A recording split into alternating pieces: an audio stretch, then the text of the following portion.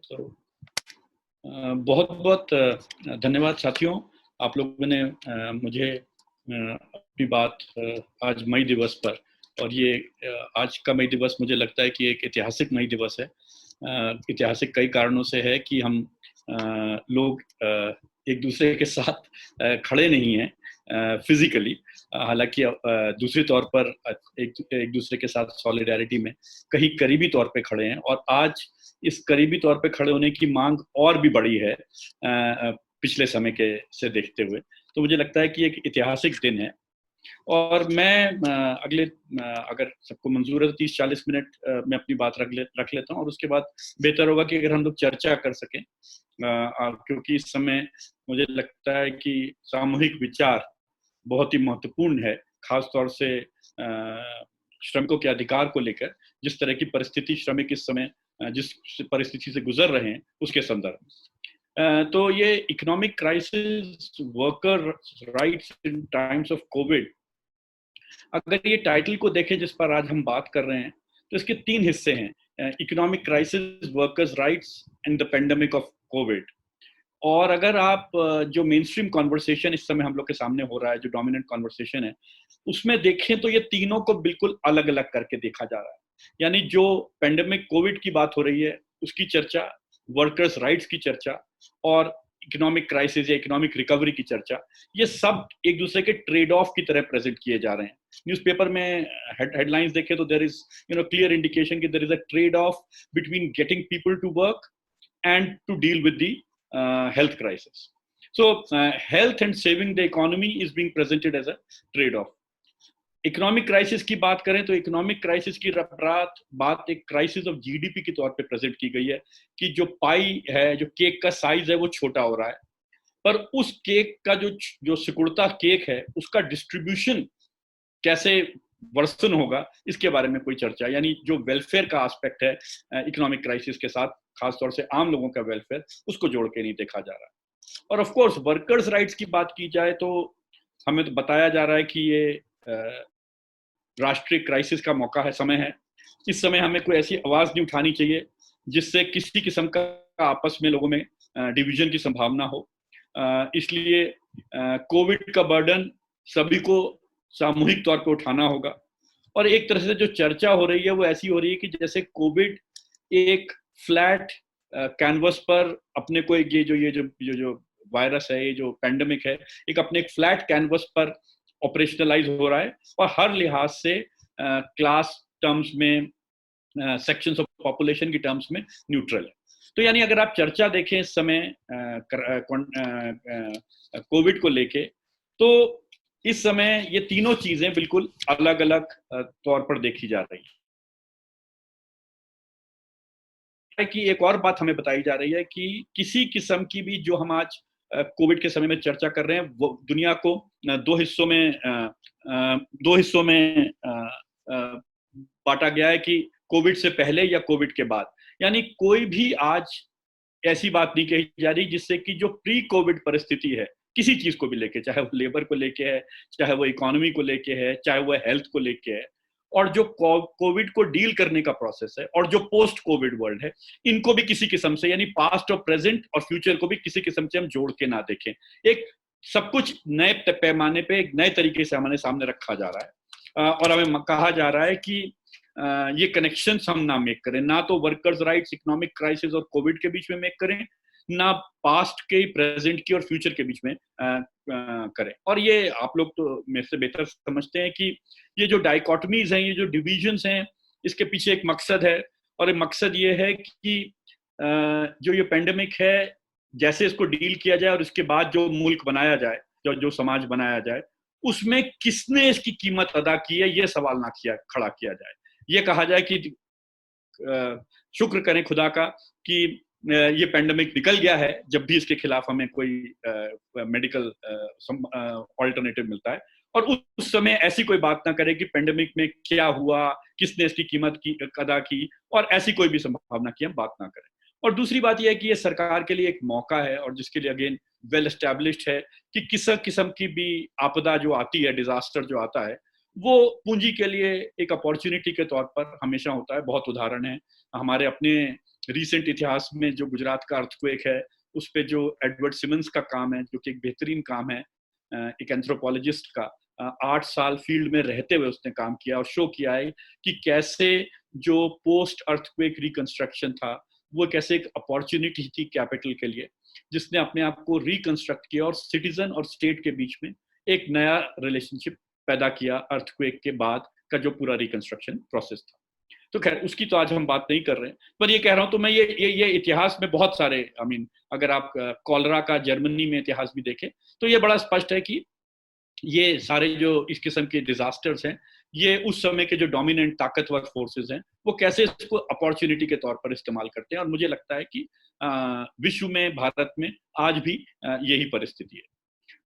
और जो चर्चा इकोनॉमी पे, हेल्थ पे, लेबर पे हो रही है, वो इस बात को और भी स्पष्ट करती है कि कैसे ये एक संभावना के तौर पर, एक प्रयोग के तौर पर इस मौके को इस्तेमाल किया जा रहा है। इकोनॉमी के बारे में बात करें तो जो अर्थशास्त्री हैं वो तो हमेशा ही करते हैं, पर इस समय अर्थशास्त्री के अलावा भी जो की कंसर्न है, जो एक नेशनल इमेजिनिंग है इकोनॉमी के बारे में, वो एक ऐसी इमेजिनिंग हमें बताई जा रही है जिसमें आर्थिक ढांचा तो शायद रिकवर कर सके, the economy is doing fine but people may not, और एग्रीगेट इकोनॉमी को जब हमारे सामने डिस्कस किया जा रहा है तो बात की जा रही है कि ये जो लॉकडाउन है, जो ये फिजिकल डिस्टेंसिंग है, ये पाई को बहुत ज्यादा श्रिंक कर देगी। फिजिकल डिस्टेंसिंग जो कि सत्य है कि ये जो लॉकडाउन है, जो ये परिस्थिति पैदा की गई है, ये पाई को श्रिंक करेगी। पर मुझे लगता है कि जब इकोनॉमी के बारे में बात करें तो this is not the biggest problem.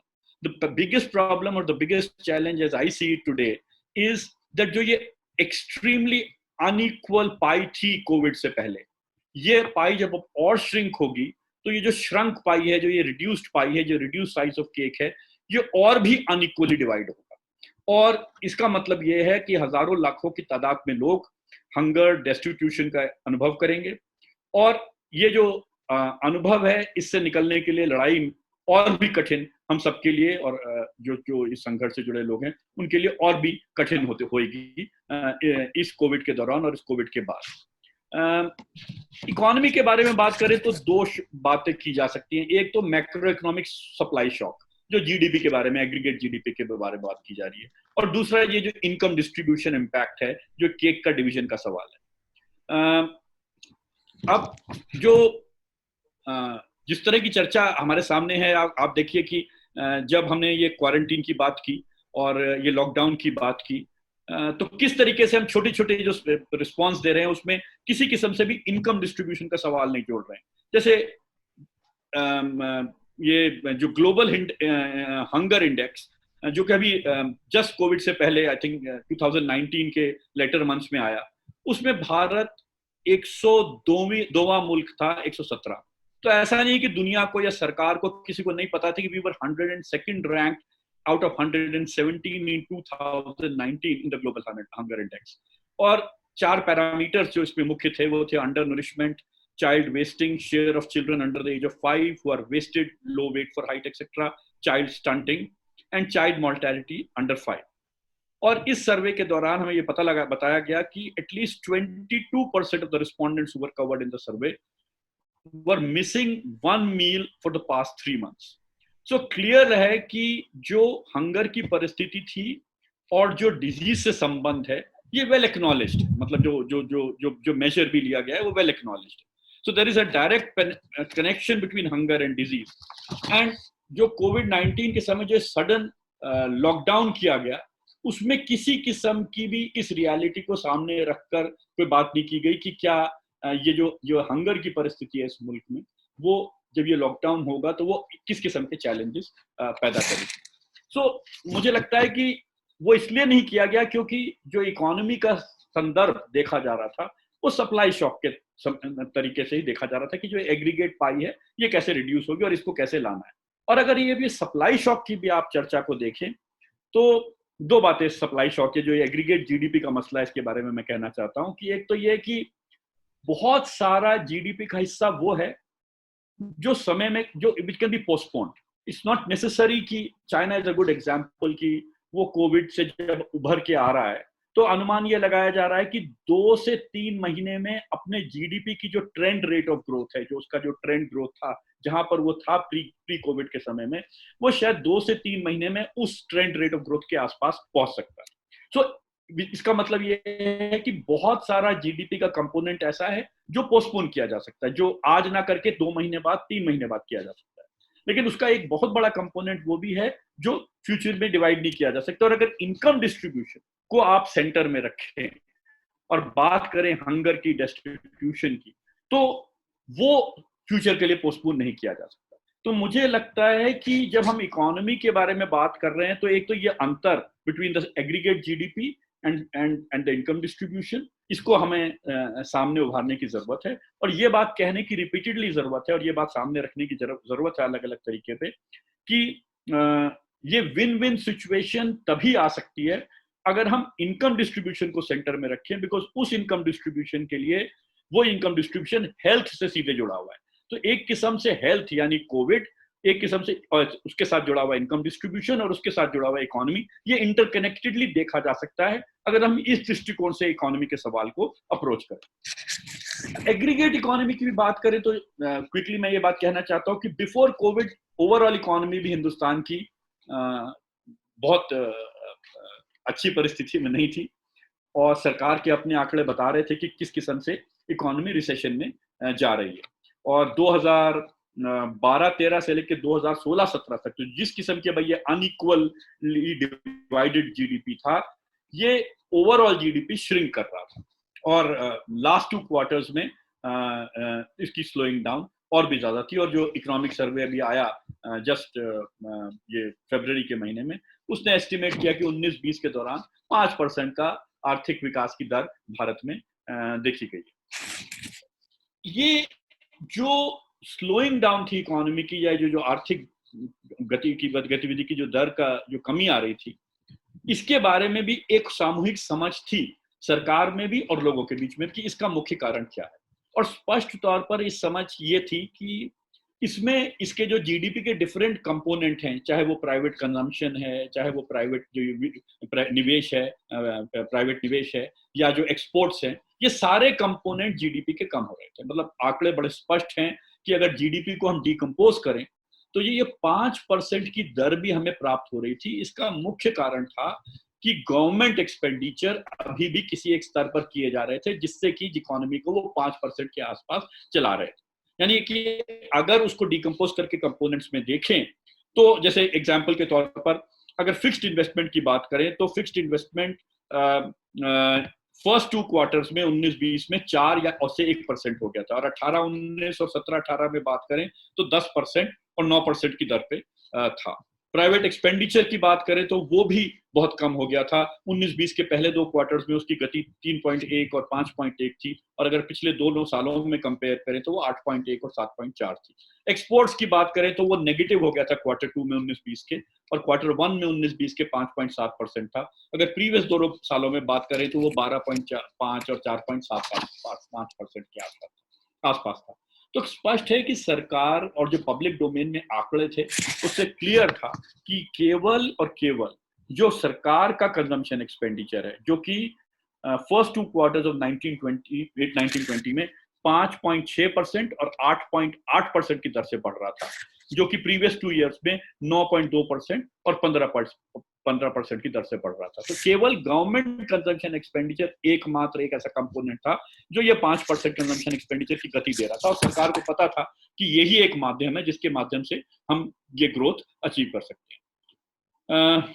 लेकिन इसके बावजूद उस समय भी जब फरवरी में जब रिसेशन की चर्चा हो रही थी, तो सरकार एक तरफ तो ये स्वीकार कर रही थी कि उसके इन्वेस्टमेंट से, उसके खर्चे से ही ग्रोथ आ रही है, लेकिन एक किस्म की अनईज थी, एक किस्म से असंतुष्टि थी कि ये तो सही तरीका नहीं है विकास को लाने का। विकास को सही लाने का सही तरीका तो यही है कि अगर हम निजी निवेश के ऊपर अधिक निर्भरता करें, और किस तरह से निजी निवेश का बढ़ावा किया जा सकता है मुल्क में, उसके लिए क्या और ऐसे कदम उठाएं जिससे कि विकास की दर बढ़ सके। इकोनॉमिक सर्वे में ये जो डिलेमा है, जो ये कंफ्यूजन है, या जो सरकार की अनसर्टेनिटी है, स्पष्ट थी पेज 59 पर सरकार एक सांस में ये कहती है कि ये जो विकास की दर है ये केवल सरकार के कंजम्पशन के इन्वेस्टमेंट के कारण आ रही है, कंजम्पशन एक्सपेंडिचर के कारण आ रही है, और उसी सांस में सरकार ये भी कहती है कि लेकिन ये अगर हम ऐसा करता रहेंगे तो जो विदेशी निवेश है और जो निजी निवेश है उसकी दर घट जाएगी, because deficits are considered to be bad. सरकारों को खर्चा नहीं करना चाहिए। सरकार ने पिछले, हमें पता है कि पिछले कुछ दशकों में ये विचार को पूरी तरह से स्वीकार किया है और इम्प्लीमेंट किया है कि सरकार का इकोनॉमी को रेगुलेट करने में, सरकार को इक्विटी और जस्टिस देने में, और सरकार की क्षमता कि वो इकोनॉमी में असर मेक कर सके, इस क्षमता को कॉन्शियसली कम किया। और इसलिए सरकार इस समय जब ये रिसेशन चल रहा था तो थोड़ी सी अनसर्टेन थी कि वो इस टूल को कितना इस्तेमाल करेगी। अब सवाल है कि जब कोविड आया और सरकार फरवरी में ही शशोपंच में है कि वो किन किन इंस्ट्रूमेंटैलिटीज को, केवल ग्रोथ के, अभी मैं डिस्ट्रीब्यूशन के सवाल पे तो आया ही नहीं, जो ग्रोथ के इंस्ट्रूमेंट्स हैं उनको कौन को इस्तेमाल करेगी, खुद ही उस समय डाउट में थी। तो आज क्या सरकार इस समझ को बदलने के लिए तैयार है, या कोई हमें ऐसे हिंट्स दे रही है कि जो जिस तरह से इकोनॉमी में ओवरऑल जीडीपी ग्रोथ को बढ़ाना है, क्या इसके बारे में कोई और समझ या कोई और इंस्ट्रूमेंटैलिटी या कोई और ड्राइवर्स को हमारे सामने या चर्चा में लाने के लिए तैयार है कि नहीं? अभी तक मुझे लगता है कि जिस तरीके का सरकार का रिस्पॉन्स रहा है कोविड को लेके, ऐसी कोई संभावना नहीं दिख रही। इसके उदाहरण मैं आज के अखबार की हेडलाइन से भी कह सकता हूं कि यानी जो small and medium term enterprises हैं, उनको जो फिस्कल सपोर्ट, उनको जो किसी के टैक्स सपोर्ट या उनको ऐसा पैसा देना कि जो वर्कर्स इस समय को वो तनख्वाह नहीं दे पा रहे हैं, उनको कोई पैकेज देना कि वो वर्कर्स को तनख्वाह दे सके या जो इकोनॉमी में डिमांड जनरेट हो सके, उसके बारे में जो आज कैबिनेट में चर्चा हो रही है, जो आज इंडियन एक्सप्रेस ने रिपोर्ट किया है, तो वो कह रहे हैं कि इसमें डिले इसलिए आ रही है कि सरकार में दो व्यू पॉइंट है। एक व्यू पॉइंट है कि इसमें सनसेट क्लॉज, यानी ये जो सपोर्ट है ये कितने दिन तक चलेगी और कब खत्म की जाएगी, ये सनसेट क्लॉज इंट्रोड्यूस किया जाए। और दूसरा व्यू है कि अभी सनसेट क्लॉज की बात ना की जाए, ये कब खत्म होगा ये सपोर्ट, ये ना की जाए, केवल अभी इस समय गंभीर परिस्थिति और इस सपोर्ट को अनाउंस किया जाए। आप देखें कि जितने भी और मेजर्स की बात हो रही है, और मैं बहुत सारे मेजर्स की बात करूंगा जो लेबर को लेके हुए हैं, या डेमोक्रेटिक राइट्स को के बारे में हो रहे हैं, या प्रिजनर्स के राइट्स के विड्रॉल के बारे में हो रहे हैं, या जो जिस तरह से आज सुप्रीम कोर्ट और हाई कोर्ट फंक्शन करना है उसके बारे में हो रहे हैं, किसी में भी सरकार सनसेट क्लॉज की बात करने की बात नहीं कर रही। वो ये नहीं कह रही है कि ये जो एबनॉर्मल सिचुएशन है इसमें जो हम, आपको पता है कि सरकार ने करीब 360 372 किस्म के गवर्नमेंट ऑफिस ऑर्डर्स इंट्रोड्यूस किए हैं जब से कोविड अनाउंस हुआ है। और ये जो 360 372 ऑफिस ऑर्डर्स हैं, इनमें कोई भी ऑर्डर ऐसा नहीं है जो सनसेट क्लॉज के साथ की बात कर रहा है। लेकिन आज जब फिस्कल पैकेज की बात हो रही है स्मॉल और मीडियम इंटरप्राइजेस के लिए, तो सनसेट क्लॉज का डिस्कशन हो रहा है। मैं क्यों इसको इतना अंडरलाइन कर रहा हूं या एम्फोसिस दे रहा हूं कि सरकार बड़ी क्लियर है कि जो इंस्ट्रूमेंटैलिटीज, जो ड्राइवर्स ऑफ ग्रोथ, जो new liberal framework of economic growth था जीडीपी की दरों को बढ़ाने का, वो कोविड के दौरान भी किसी किस्म से भी सस्पेंडेड एनिमेशन में या टेम्परेरीली भी सस्पेंड नहीं किया जा रहा है, बल्कि उसको पूरी तरह स्वीकार करके ही बात आगे बढ़ाने की बात हो रही है। फिस्कल पैकेज तो दिया गया जिसके बारे में हम लेबर के संदर्भ में आगे बात करेंगे, उससे तो स्पष्ट ही है कि सरकार कितनी फिस्कली ऑर्थोडॉक्स है कि आज जो जीडीपी में का जो 0.5 to 0.8% ऑफ जो 1.7 लाख करोड़ का जो पैकेज की बात की गई है, और उसमें किस किस्म की डबल काउंटिंग है और किस किस्म के और सवाल हैं, वो तो हम बाद में बात करेंगे। पर for the kick start the economy, वो भी इतना सीमित पैकेज है। मतलब आईएमएफ की वेबसाइट पर वो हर 4 से 5 दिन में, आईएमएफ की वेबसाइट पे हर 4 से 5 दिन में वो अपडेट करते हैं कि इन दुनिया के जो 170 मुल्क हैं वो किस किस्म का फिस्कल पैकेज या किस किस्म की सरकारें सपोर्ट दे रही हैं विश्व में। उसमें हिंदुस्तान के बारे में भी चर्चा है। और अगर आप उस वेबसाइट को देखेंगे हर 3-4 दिन के बाद, तो भारत का जो उसमें शेयर ऑफ जीडीपी से जो फिस्कल सपोर्ट या जो सरकार खर्चा करने की बात कर रही है, वो जो है वो वन ऑफ द लोएस्ट है। The range is between 2 to 4% of GDP going up to 6 to 8% of GDP. यानी जो सरकारें, चाहे वो विकसित देश हैं या अंडर डेवलप्ड कंट्रीज हैं या डेवलपिंग कंट्रीज हैं, वो सरकार जीडीपी का एक बड़ा हिस्सा इस समय खर्च करने को तैयार है, बिकॉज वही एक माध्यम है जिससे जीडीपी ग्रोथ, जीडीपी दर जो इकोनॉमी के बारे में भारत में बात की जा रही है कि जो केक श्रिंक हो रहा है, वो केक अपने स्टैंड जो ट्रेंड लेवल है उस पर रेस्टोर किया जा सके, उसके लिए सभी across the political spectrum, across the ideological spectrum of economist, चाहे वो दक्षिणपंथी हो या वामपंथी हो, सभी ये स्वीकार कर रहे हैं कि ग्रोथ का लाने के लिए ये जो फिस्कल मैकेनिज्म है, फिस्कल टूल है, इसका इस्तेमाल करना पड़ेगा। पर सरकार अभी भी इन प्रिंसिपल ये कंसीड करने को तैयार नहीं है, ना ही वो स्लो डाउन से के समय थी फरवरी में या जनवरी में या दिसंबर में कोविड से पहले, ना ही वो अभी है। इसका आप इससे भी कंपैरिजन करें कि आज कुछ क्रेडिट रेटिंग एजेंसीज की रिपोर्ट आई है जो भारत में बात कर रहे हैं कि जीडीपी ग्रोथ कितनी होगी आने वाले साल में और कब ये ट्रेंड ग्रोथ पर आएगा। बात कर रहे हैं कि 2022 तक, क्रिसिल की आज एक रिपोर्ट आई है जो कह रही है कि 2022 के आसपास हम उस जगह पहुंचेंगे जहां हम पहले खड़े थे, कोविड से पहले खड़े थे, अगर सरकार फला चीजें करेगी।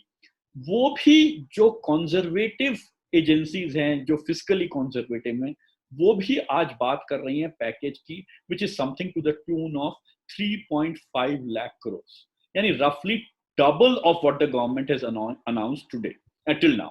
सो क्रेडिट रेटिंग एजेंसीज भी, मैं ये इसलिए ये सारी डिटेल दे रहा हूं कि भारत सरकार, वो जो मैं पहले बात कह रहा था कि पास्ट और प्रेजेंट को लिंक करने की बात है, हमें तो ये कहा जा रहा है कि ये पास्ट और प्रेजेंट को हम लिंक ना करें, बिकॉज कोविड ने ये अनप्रेसिडेंटेड परिस्थिति, एक ह्यूमैनिटेरियन क्राइसिस, ह्यूमैनिटी के लिए क्राइसिस पैदा किया है कि हम वो बहुत सारे सवाल और बहुत सारी चीजें ना देखें जो हम पहले देख रहे थे। लेकिन सरकार अपना जो ये कनेक्शन है between the past and the present, in terms of the neoliberal framework, in terms of its conservative outlook towards dealing with the economy, उस पर अभी कायम है।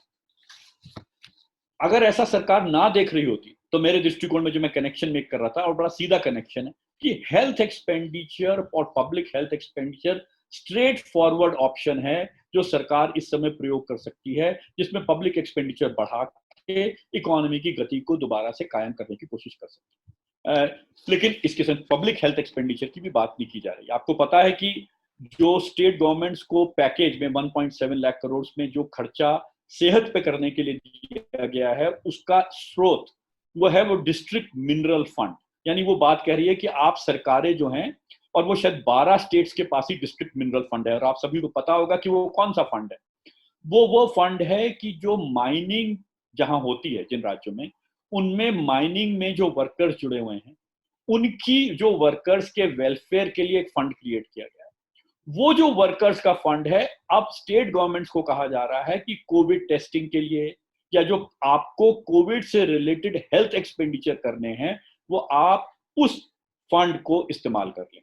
तो उसको 1.7 लाख करोड़ में जोड़ के हमें बताया जा रहा है कि देखिए, हम 1% या 0.85% ऑफ द जीडीपी वर्कर्स के वेलफेयर के लिए खर्च कर रहे हैं, जो वर्कर्स का ही पैसा था, लेकिन स्टेट गवर्नमेंट्स को आज उसको प्रिविलेज दी जा रही है कि उसको इस्तेमाल किया जाए। तो मैं ये कह रहा हूं कि पब्लिक हेल्थ में भी सरकार बड़े तौर पर अभी तक कुछ ऐसा नहीं दिखा रही है कि जो पास्ट की हमारी हेल्थ को लेकर अप्रोच थी, उसमें कोई वो परिवर्तन करने वाली है। जबकि एक ये स्पष्ट है कि आज जब हम कोविड की ये लड़ाई, जिसको लड़ाई किया जा रहा है, मुझे नहीं लगता कि कोविड के खिलाफ हम लड़ाई कर सकते हैं, पर कहा जा रहा है कि हम लड़ रहे हैं। ये जो लड़ाई की बात की जा रही है, उसमें आज ये अनुभव अक्रॉस द बोर्ड है, ये सरकारों के सामने है, पब्लिक के सामने है, कि केवल पब्लिक सेक्टर उसको लड़ने की क्षमता दिखा रहा है। बिकॉज प्राइवेट सेक्टर तो ना कोविड से संबंधित सेवाओं में हिस्सेदारी डाल रहा है, ना ही जो नॉन कोविड एलिमेंट्स है, जो हिंदुस्तान में औसतन 4000 लोग किसी किस्म के पर डे इन्फेक्शियस डिजीजेज या इससे संबंधित जो चीजें हैं, चाहे वो ड्रिंकिंग वाटर और उससे लेके डायरिया हो या बाकी चीजें हो, जो औसतन इतने लोग मरते हैं, उसमें कोई प्राइवेट सेक्टर आज सुविधा देने की परिस्थिति में है या सक्षम है। एक किस्म से प्राइवेट सेक्टर फोल्ड हो गया है इस पैंडेमिक के सामने। तो सरकार ने अभी तक कोई ऐसा प्रोग्राम हमारे सामने नहीं रखा है जिसमें वो कह रही है कि पब्लिक हेल्थ के बारे में कम से कम अपना दृष्टिकोण सरकार बदलेगी। आज जब बात हो रही है कि डॉक्टर नहीं है, नर्सेज नहीं है, हमें पता है कि मैं पंजाब का एग्जांपल दे सकता हूँ बड़ा क्विकली, कि पंजाब में अभी 2019 में ट्रिब्यून में हेडलाइन रिपोर्ट्स हैं कि 90% पब्लिक मेडिकल एजुकेशन में जो सरकारी वो सीटें हैं, इंस्टीट्यूशन हैं, वो सीटें खाली। तो एक तरह से पब्लिक हेल्थ ट्रेनिंग के लिए जो पब्लिक ह्यूमन रिसोर्सेज हैं, उनके लिए ये इतनी गंभीर परिस्थिति है क्योंकि सरकार मानती है कि प्राइवेट एजुकेशन होनी चाहिए मेडिकल में, और उसके लिए जो भी हाई फीस, और ये कोई भी चीज के ऊपर सरकार ने अभी तक अपना जो पास्ट का रवैया है इसमें कोई परिवर्तन की बात नहीं की है। जो हेल्थ पॉलिसी का फ्रेमवर्क रहा है कि जो कि राइट्स बेस्ड फ्रेमवर्क नहीं है, इंश्योरेंस बेस्ड फ्रेमवर्क है, चाहे वो राष्ट्रीय स्वास्थ्य बीमा योजना हो, चाहे वो आज आयुष्मान भारत हो, इन सारी चीजों में सरकार ने कोई भी अभी नहीं कहा है कि it's time that we rethink, कि अभी तक हमारी जो सेहत की अप्रोच रही है वो उसके बारे में हमें दोबारा सोचना चाहिए। हमें पता है कि वो जो सेहत की इंश्योरेंस बेस्ड अप्रोच रही है वो किस किस्म से आउट ऑफ पॉकेट एक्सपेंडिचर या सब लोगों को जो अपनी जेबों से सेहत के लिए खर्चा करना पड़ता है, वो उनको किस तरह से पॉवर्टी में धकेलती है। इसके आंकड़े हमारे सामने। और मैं ये क्यों इतनी सारी बातें और आंकड़े कह रहा हूँ कि ये सब पब्लिक डोमेन में ही, सब समाज में, पब्लिक में, मीडिया में जानकारी का हिस्सा है। ये कोई हमारे और आपके बीच में प्राइवेट जानकारी नहीं है। एनएसएसओ का डेटा हमें बता रहा है कि हर साल हम यूपी की रूरल एरियाज में यूपी की आबादी के बराबर करीब करीब अब लोगों को हेल्थ में जो खर्चा करते हैं उसके कारण वो गरीबी रेखा से नीचे आ जाते हैं। About 33 million people in rural India become indebted as a result of out of pocket health expenditures. And ये इतना बड़ा नंबर है, इसके बावजूद आज हम, मुझे नहीं लगता कि हेल्थ में हमारे किस्म से भी कोई, हम किसी किस्म से भी रिफ्लेक्ट करने को तैयार है कि हमने जो पहले किया था वो अब हम इस पे दोबारा सोचने की बात कर रहे हैं। इसके अलावा प्राइवेट सेक्टर में जो अनुभव रहा है, मैं पहले कहा, वो उसके बारे में भी कोई रीथिंक की इस समय हमारे आगे कोई प्रपोजल नहीं। तो सरकार जो अपना फंडामेंटल असम्पशंस और प्रिंसिपल्स ऑफ पॉलिसी मेकिंग है उसी के तहत कोविड को भी डील करने की बात कर रही है, और उसी के तहत पोस्ट कोविड जो इकोनॉमिक चैलेंजेस है उसको भी डील करने की बात कर रही है। उसमें कोई फंडामेंटल शिफ्ट नहीं आया।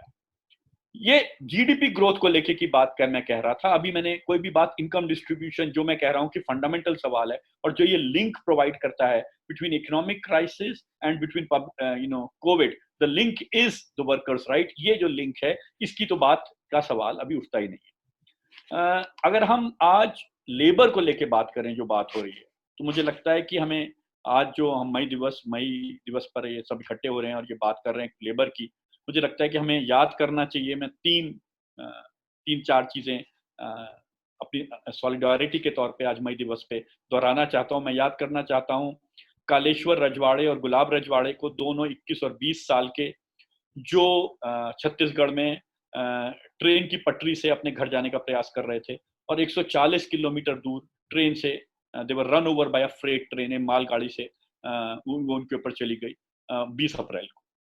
12 साल की गीता, जो मिर्ची के फार्म में काम करती थी और तेलंगाना से अपने गांव छत्तीसगढ़ में जा रही थी, अपने माँ बाप की इकलौती बच्ची। डॉक्टर्स ने कहा कि वो अपने घर से 150 किलोमीटर पहले, डॉक्टर्स ने कहा कि डिहाइड्रेशन और माल न्यूट्रिशन के कारण मर गई, और उसका भी कोरोना टेस्ट नेगेटिव था।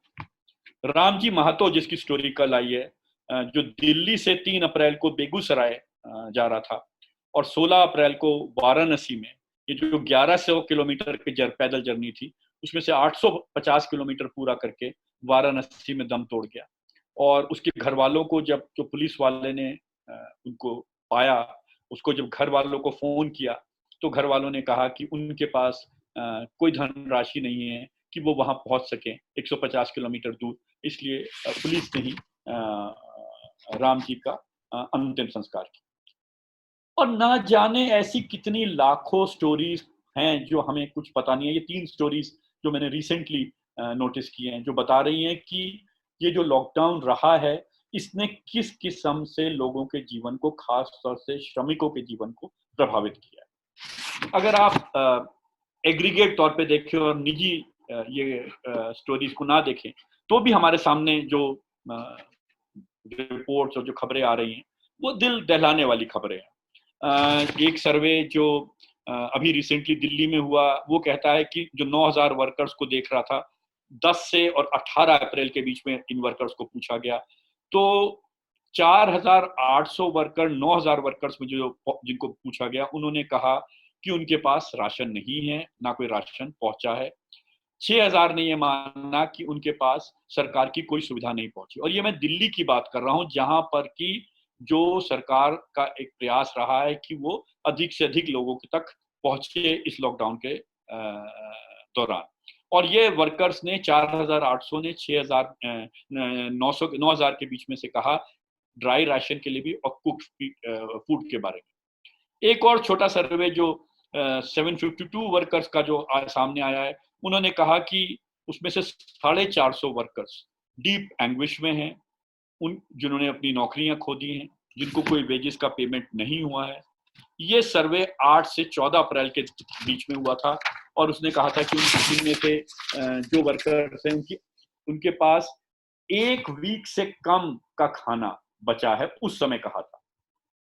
एक बड़ा सर्वे जो स्वान वर्कर्स का आया, उन्होंने 5,500 वर्कर्स को पूछा, 11,159 वर्कर्स से बातचीत की, जिसमें से 5,500 वर्कर्स ने कहा कि उनके पास, जब ये सर्वे हुआ, और ये सर्वे हुआ 14 दिन तक, मई 27 से लेकर अप्रैल 14 के बीच में, उसमें से 7,800 वर्कर्स ने कहा कि उनके पास 1 से कम दिन का खाना बचा है।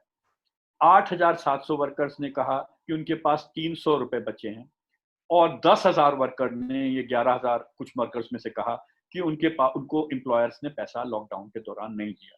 ये 18 दिन का सर्वे है, मई 27 से अप्रैल 14 के बीच। तो मेरा अपना छोटा सा अनुभव है नोएडा, ग्रेटर नोएडा के क्षेत्र में रेगुलर फूड डिस्ट्रीब्यूशन का, राशन का, ड्राई राशन का, कि जो गैप है between hunger and distress at one end and food at another end, ये एक्सपोनेंशियली बढ़ रहा है हर हफ्ते एज लॉकडाउन इज इंक्रीजिंग। तो ये जो सर्वे हैं, ये तो लॉकडाउन के अर्ली फेज के, और जैसे लॉकडाउन के हफ्ते और टाइम बढ़ रहा है, ये एक्सपोनेंशियली बढ़ रहा है। तो आज हम मई दिवस पर जब हम बात कर रहे हैं, तो एक ये बहुत ही डिस्ट्रेसिंग सिचुएशन है, जहां पर कि जो जिस तरीके से लॉकडाउन किया गया, उस तरीके से जो वर्कर्स आज मर रहे हैं, जिस तरह से जहां वो फंसे हुए हैं, और जिस किस्म से खाने की कमी हम अनुभव कर रहे हैं या वर्कर्स अनुभव कर रहे हैं, ये अनप्रेसिडेंटेड। ये और अब सवाल हमारे आगे ये आता है, जब हम लेबर के बारे में चर्चा कर रहे हैं, तो क्या ये जो सारा अनुभव है, ये इनएविटेबल कॉन्सिक्वेंस था कोविड को डील करने का? यानी क्या ये होना ही था, क्योंकि हमने अगर कोविड को डील करना है, उसके लिए लॉकडाउन जरूरी है, और अगर हमने लॉकडाउन करना है तो उसकी ये कॉन्सिक्वेंसेस होने ही थी। मैं इस सवाल में नहीं जाना चाहता इस समय कि क्या lockdown was the best method to deal with, but मैं ये सवाल जरूर खोलना चाहता हूं, जो सेकंड सवाल है, कि क्या जब लॉकडाउन हमने किया, तो क्या हमें अपनी लेबर मार्केट की रियलिटीज का एहसास नहीं था? क्या हमें नहीं पता था कि, जैसे मैंने हंगर के आंकड़े दिए, क्या हमें नहीं पता था कि हमारे लेबर मार्केट में क्या परिस्थिति है? और अगर पता था, क्योंकि मैं ये मानने को तैयार नहीं हूं कि हमें नहीं पता था, अगर पता था, तो उसको हमने किस तरीके से अपने लॉकडाउन की स्ट्रेटजी में, अपने लॉकडाउन के प्रपोजल में इंटीग्रेट किया? मेरा ये मानना है कि जो लॉकडाउन इंप्लीमेंट किया गया, उसमें जो देश की तस्वीर थी, जो नेशनल इमेजिनिंग थी, जो एक कल्पना थी राष्ट्र की, उस कल्पना में मजदूर और श्रमिक नहीं था।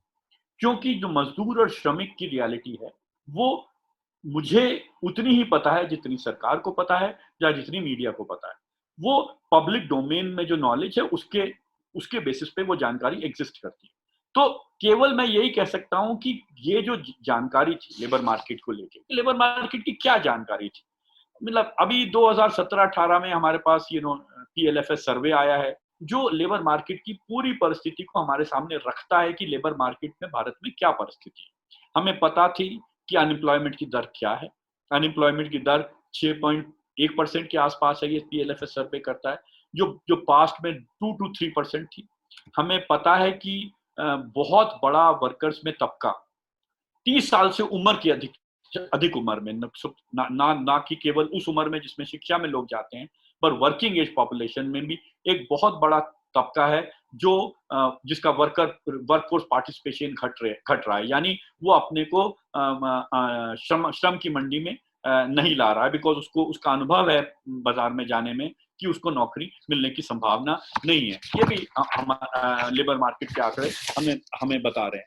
हमें लेबर मार्केट के आंकड़े ये भी बता रहे थे कोविड से जस्ट पहले कि 75% वर्कर्स सेल्फ एम्प्लॉयड है, और बहुत और या कैजुअली एम्प्लॉयड है, और बहुत छोटा तबका वो जो है रेगुलर सैलरीड वर्क में है। इनकी जो आमदन है ये भी पीएलएफएस सर्विस ने दी है, और उसने कहा है कि अगर रूरल एरियाज में हम कैजुअल लेबर की बात करें बिटवीन अप्रैल एंड जून 2018, तो ये इनकम जो वेज है ये 282 रुपए थी पुरुष के लिए, और 179 रुपीज थी फॉर वुमेन के लिए ग्रामीण क्षेत्रों में, और अर्बन एरियाज में ये 335 रुपए थी और 201 रुपए। मैं ये क्यों डिटेल दे रहा हूं कि किस किस्म की सेविंग लेबर के पास हो सकती है, इसकी क्या संभावनाएं हैं, ये आप देखिए, क्योंकि आपको पता है कि 75% वर्कफोर्स ये है। फिर पहली बार इस पीएलएफएस सर्विस ने हमें आंकड़े दिए कि सेल्फ एम्प्लॉयमेंट, जिसकी इतनी बात की जा रही है कि हिंदुस्तान में जो आंकड़ों का मूल्यांकन रहा है वो गलत रहा है, बिकॉज हमने सेल्फ एम्प्लॉयमेंट को ठीक से कैप्चर नहीं किया। सेल्फ एम्प्लॉयमेंट की इनकम का एस्टिमेट हमें इस पीएलएफएस सर्विस ने दिया, और उसने हमें बताया कि पीएल जो सेल्फ एम्प्लॉयड हैं वो उसमें से अधिकांश तक की जो आमदन है वो जो मिनिमम वेजेस है 9,750 रुपए पर मंथ उससे कम है। यानी ये सेल्फ एम्प्लॉयमेंट इतना प्रिकेरियस किस्म का, इतना लो एंड एम्प्लॉयमेंट है कि जो मिनिमम इनकम सरकार की कमेटी की है प्रति माह, उतनी किस्म की भी आमदनी नहीं दे रहा है। जो छोटा सा प्रतिशत बचा रेगुलर सैलरी वेज वर्कर्स का, उनका भी उसमें भी वो जो उनकी एम्प्लॉयमेंट की कंडीशंस हैं वो वर्सन हो रही है। ये पीएलएफएस सर्वे कह रहा है। यानी जो लोग रेगुलर एम्प्लॉय हो रहे हैं वो बिना कॉन्ट्रैक्ट के हो रहे हैं, या उनके पास छुट्टी या पेड लीव की संभावनाएं हैं, उनकी परसेंटेज बढ़ रही है। तो मैं कह रहा हूं कि जो लेबर की पूरा जो तस्वीर है कोविड के आने से पहले, ये सबको पता है, सबके सामने है, सरकार के अपने आंकड़े ये कह रहे हैं। इसके बावजूद जब हमने लॉकडाउन इंप्लीमेंट किया तो हमने इस रियलिटी को अपने जहन में, अपने इमेजिनेशन में, अपनी तस्वीर में शायद नहीं रखा। तभी हम ये कह रहे हैं कि जो ये एक्नॉलेज करने को तैयार नहीं है कि आज वर्कर्स किस किस्म का डेस्टिट्यूशन, किस किस्म का हंगर, किस किस्म का दबाव महसूस कर रहे होंगे, हम इसको स्वीकारने के लिए तैयार नहीं है। अगर हम स्वीकार रहे होते तो आज हम वो 1.7 लाख करोड़ का पैकेज जो वर्कर्स के लिए दिया है, और जिसमें कि बहुत किस्म की खामियां हैं और डबल काउंटिंग और ट्रिपल काउंटिंग है, हम उसके बारे में आज इतने कॉन्फिडेंस से ये ना कह रहे होते कि हमने वर्कर्स के लिए बहुत कुछ किया है। सेक्टोरली भी हमें पता है, आज हम कृषि की बात करें, मैन्युफैक्चरिंग की बात करें, सर्विस की बात करें, तो हमें पता है अजीम प्रेमजी यूनिवर्सिटी ने जो स्टेट ऑफ इंडिया लेबर का सर्वे किया, उसमें जो सर्विस सेक्टर, जो इतनी ग्रोथ की बात की जा रही है कि भारत में टेरिशरी सेक्टर, सर्विस सेक्टर से ग्रोथ आएगी, ये ग्रोथ प्रधान है, और इससे ही इंडिया का अनप्रेसिडेंटेड ग्रोथ और सक्सेस है ग्लोबलाइजेशन के दौरान। उसने कहा 50% of service sector employment is in the surplus service sector, यानी वो सर्विस सेक्टर है जिसकी कोई जरूरत नहीं है, तभी वो लोगों को इतनी कम इनकम दे रहा है, जो पीएलएफएस सर्वे बात कर रहा है। एग्रीकल्चर में बात करें तो हमें पता है कि एग्रीकल्चर लेबर की तादाद बढ़ रही है, कल्टीवेटर्स की तादाद घट रही है, land distribution within the cultivators, small और मार्जिनल होल्डिंग्स का जो प्रतिशत है वो बहुत बड़ा है compare to the large holdings. Agriculture की अपनी जो ग्रोथ है वो बहुत सीमित रही है, जो 2 to 3% है। Bulk of the employment in agriculture is unproductive and is a very low quality. So we know कि एग्रीकल्चर में क्या हो रहा है। हमें मैन्युफैक्चरिंग और या सेकेंडरी सेक्टर के बारे में भी पता है। कंस्ट्रक्शन वर्कर्स की जो इतनी बात हो रही है, हमें पता है कि कंस्ट्रक्शन वर्कर्स जो रफली 55 मिलियन अगर वो कंस्ट्रक्शन वर्कर्स हैं, तो उसमें से 51 मिलियन अनरजिस्टर्ड। हमें बताया जा रहा है कि 1.7 लाख करोड़ का जो ये पैकेज है, इसमें जो कंस्ट्रक्शन वर्कर्स रजिस्टर्ड हैं कंस्ट्रक्शन वेलफेयर बोर्ड में, उन्हें कुछ मिलेगा, पर उसमें कंस्ट्रक्शन वर्कर्स तो रजिस्टर्ड ही नहीं है। क्यों रजिस्टर्ड नहीं है, ये भी आप सबको और हम सबको पता है, बिकॉज रजिस्ट्रेशन की रिक्वायरमेंट है कि वो 90 दिन तक कंटिन्यूअसली किसी बिल्डर या किसी कॉन्ट्रैक्टर के पास काम करें। इसका मतलब ये हुआ कि जो लेबर नाकों पे हजारों लाखों वर्कर खड़े होते हैं, वो तो 90 दिन तक किसी कॉन्ट्रैक्टर और वर्कर बिल्डर के पास काम ही नहीं करते, तो वो तो रजिस्टर होने की संभावना ही नहीं है। इसके अलावा हर साल वर्कर को रजिस्टर होना पड़ता है। रजिस्ट्रेशन होने की एक कॉस्ट है। तो आज हम कैसे मान रहे हैं कि हम कोविड के दौरान इस कंस्ट्रक्शन के जो वेलफेयर बोर्ड है, इसके माध्यम से हम उन वर्कर्स की देखभाल कर लेंगे जो हमारे पास रजिस्टर्ड है, जब हमें पता है कि बल्क में रजिस्टर्ड नहीं है।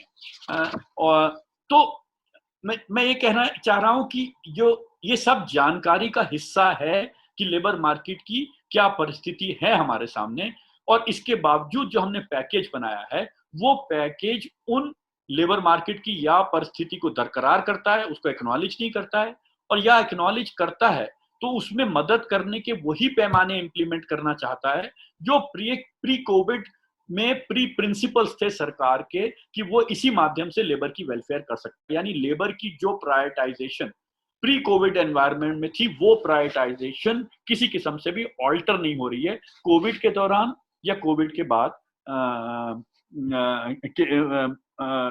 कोविड के बाद की जो इकोनॉमिक स्ट्रेटेजी है उसके दौरान। इस पैकेज के बारे में और भी बहुत बात, मतलब जो रिस्पॉन्स है, मैं उसके बारे में बहुत सारी और भी बातें कह सकता हूं कि जो मूल्यांकन किया गया है वो कि कितनी लेबर है जो फंसी हुई है, वो सरकार ने उसका एक जवाब दिया है। सुप्रीम कोर्ट में जो पिटीशन फाइल हुआ था माइग्रेंट लेबर को लेके, उसके संदर्भ में सरकार ने उसका जवाब दिया है। वो पीडीएस वगैरह के बारे में तो कहा ही है, जो लोग कह रहे हैं और जो तमाम राय है कि भाई यूनिवर्सल पीडीएस होना चाहिए। सरकार को पता है, जब ये डायरेक्ट बेनिफिट ट्रांसफर की बात करिए कि जिसके पास अकाउंट होगा, सरकार के अपने आंकड़े कहते हैं कि जो 400 के करीब सरकार की डिफरेंट स्कीम्स हैं जिसमें कि डायरेक्ट बेनिफिट ट्रांसफर्स की बात हो सकती है, वो और उसमें जो टोटल जनधन अकाउंट्स खुले हुए हैं जो 37-38 मिलियन के करीब के जनधन अकाउंट है, उसमें से 27 या 28% ही ऐसे अकाउंट हैं जिनको कि कोई बेनिफिट ट्रांसफर हुआ है। यानी जब आप बात कर रहे हैं कि आज महिलाओं को हम 500 रुपए देंगे या जो ये तो छोटे छोटे अमाउंट दे रहे हैं, या हम जो 1000 रुपए की बात कर रहे हैं 3 महीने में हम जो जनधन अकाउंट में ट्रांसफर करेंगे, हमें पता है कि इसकी कवरेज की क्या लिमिटेशन।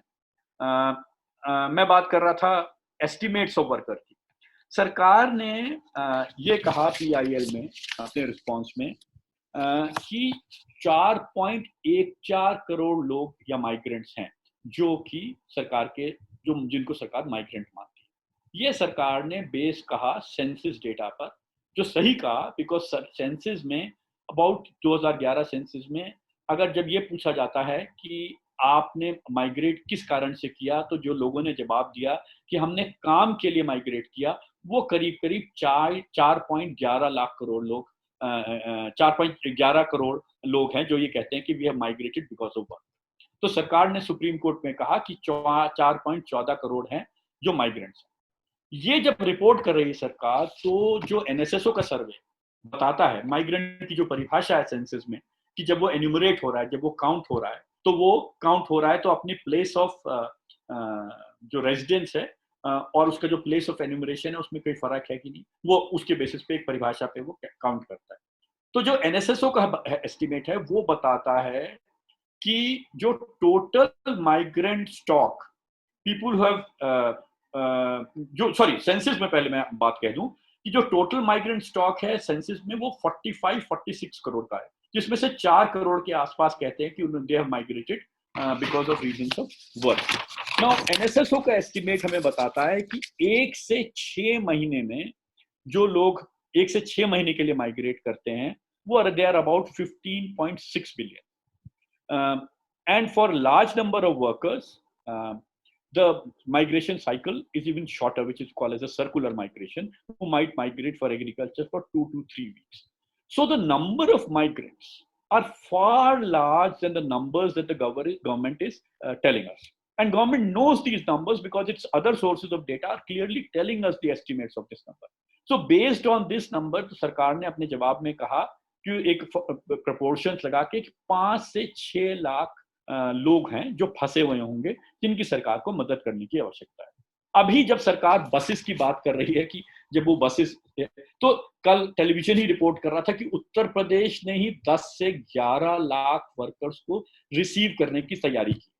तो मैं ये कह रहा हूं कि सरकार को पूरी तरह पता है कि किस स्तर पर वर्कर फंसे हुए हैं, लेकिन सरकार ने अपने जवाब में, अपने ऑफिशियल रिस्पांस में वही नंबर्स को प्रेजेंट किया। तो इससे, इन सारे उदाहरणों से मैं ये कहना चाह रहा हूं कि सरकार की और पॉलिसी मेकिंग का जो इस समय विचार है, जो उसकी जो इमेजिनिंग है, जो उसका जो उसकी जो उसका स्वरूप है, उसमें श्रमिक है ही नहीं, और अगर है तो बहुत छोटे तौर पर।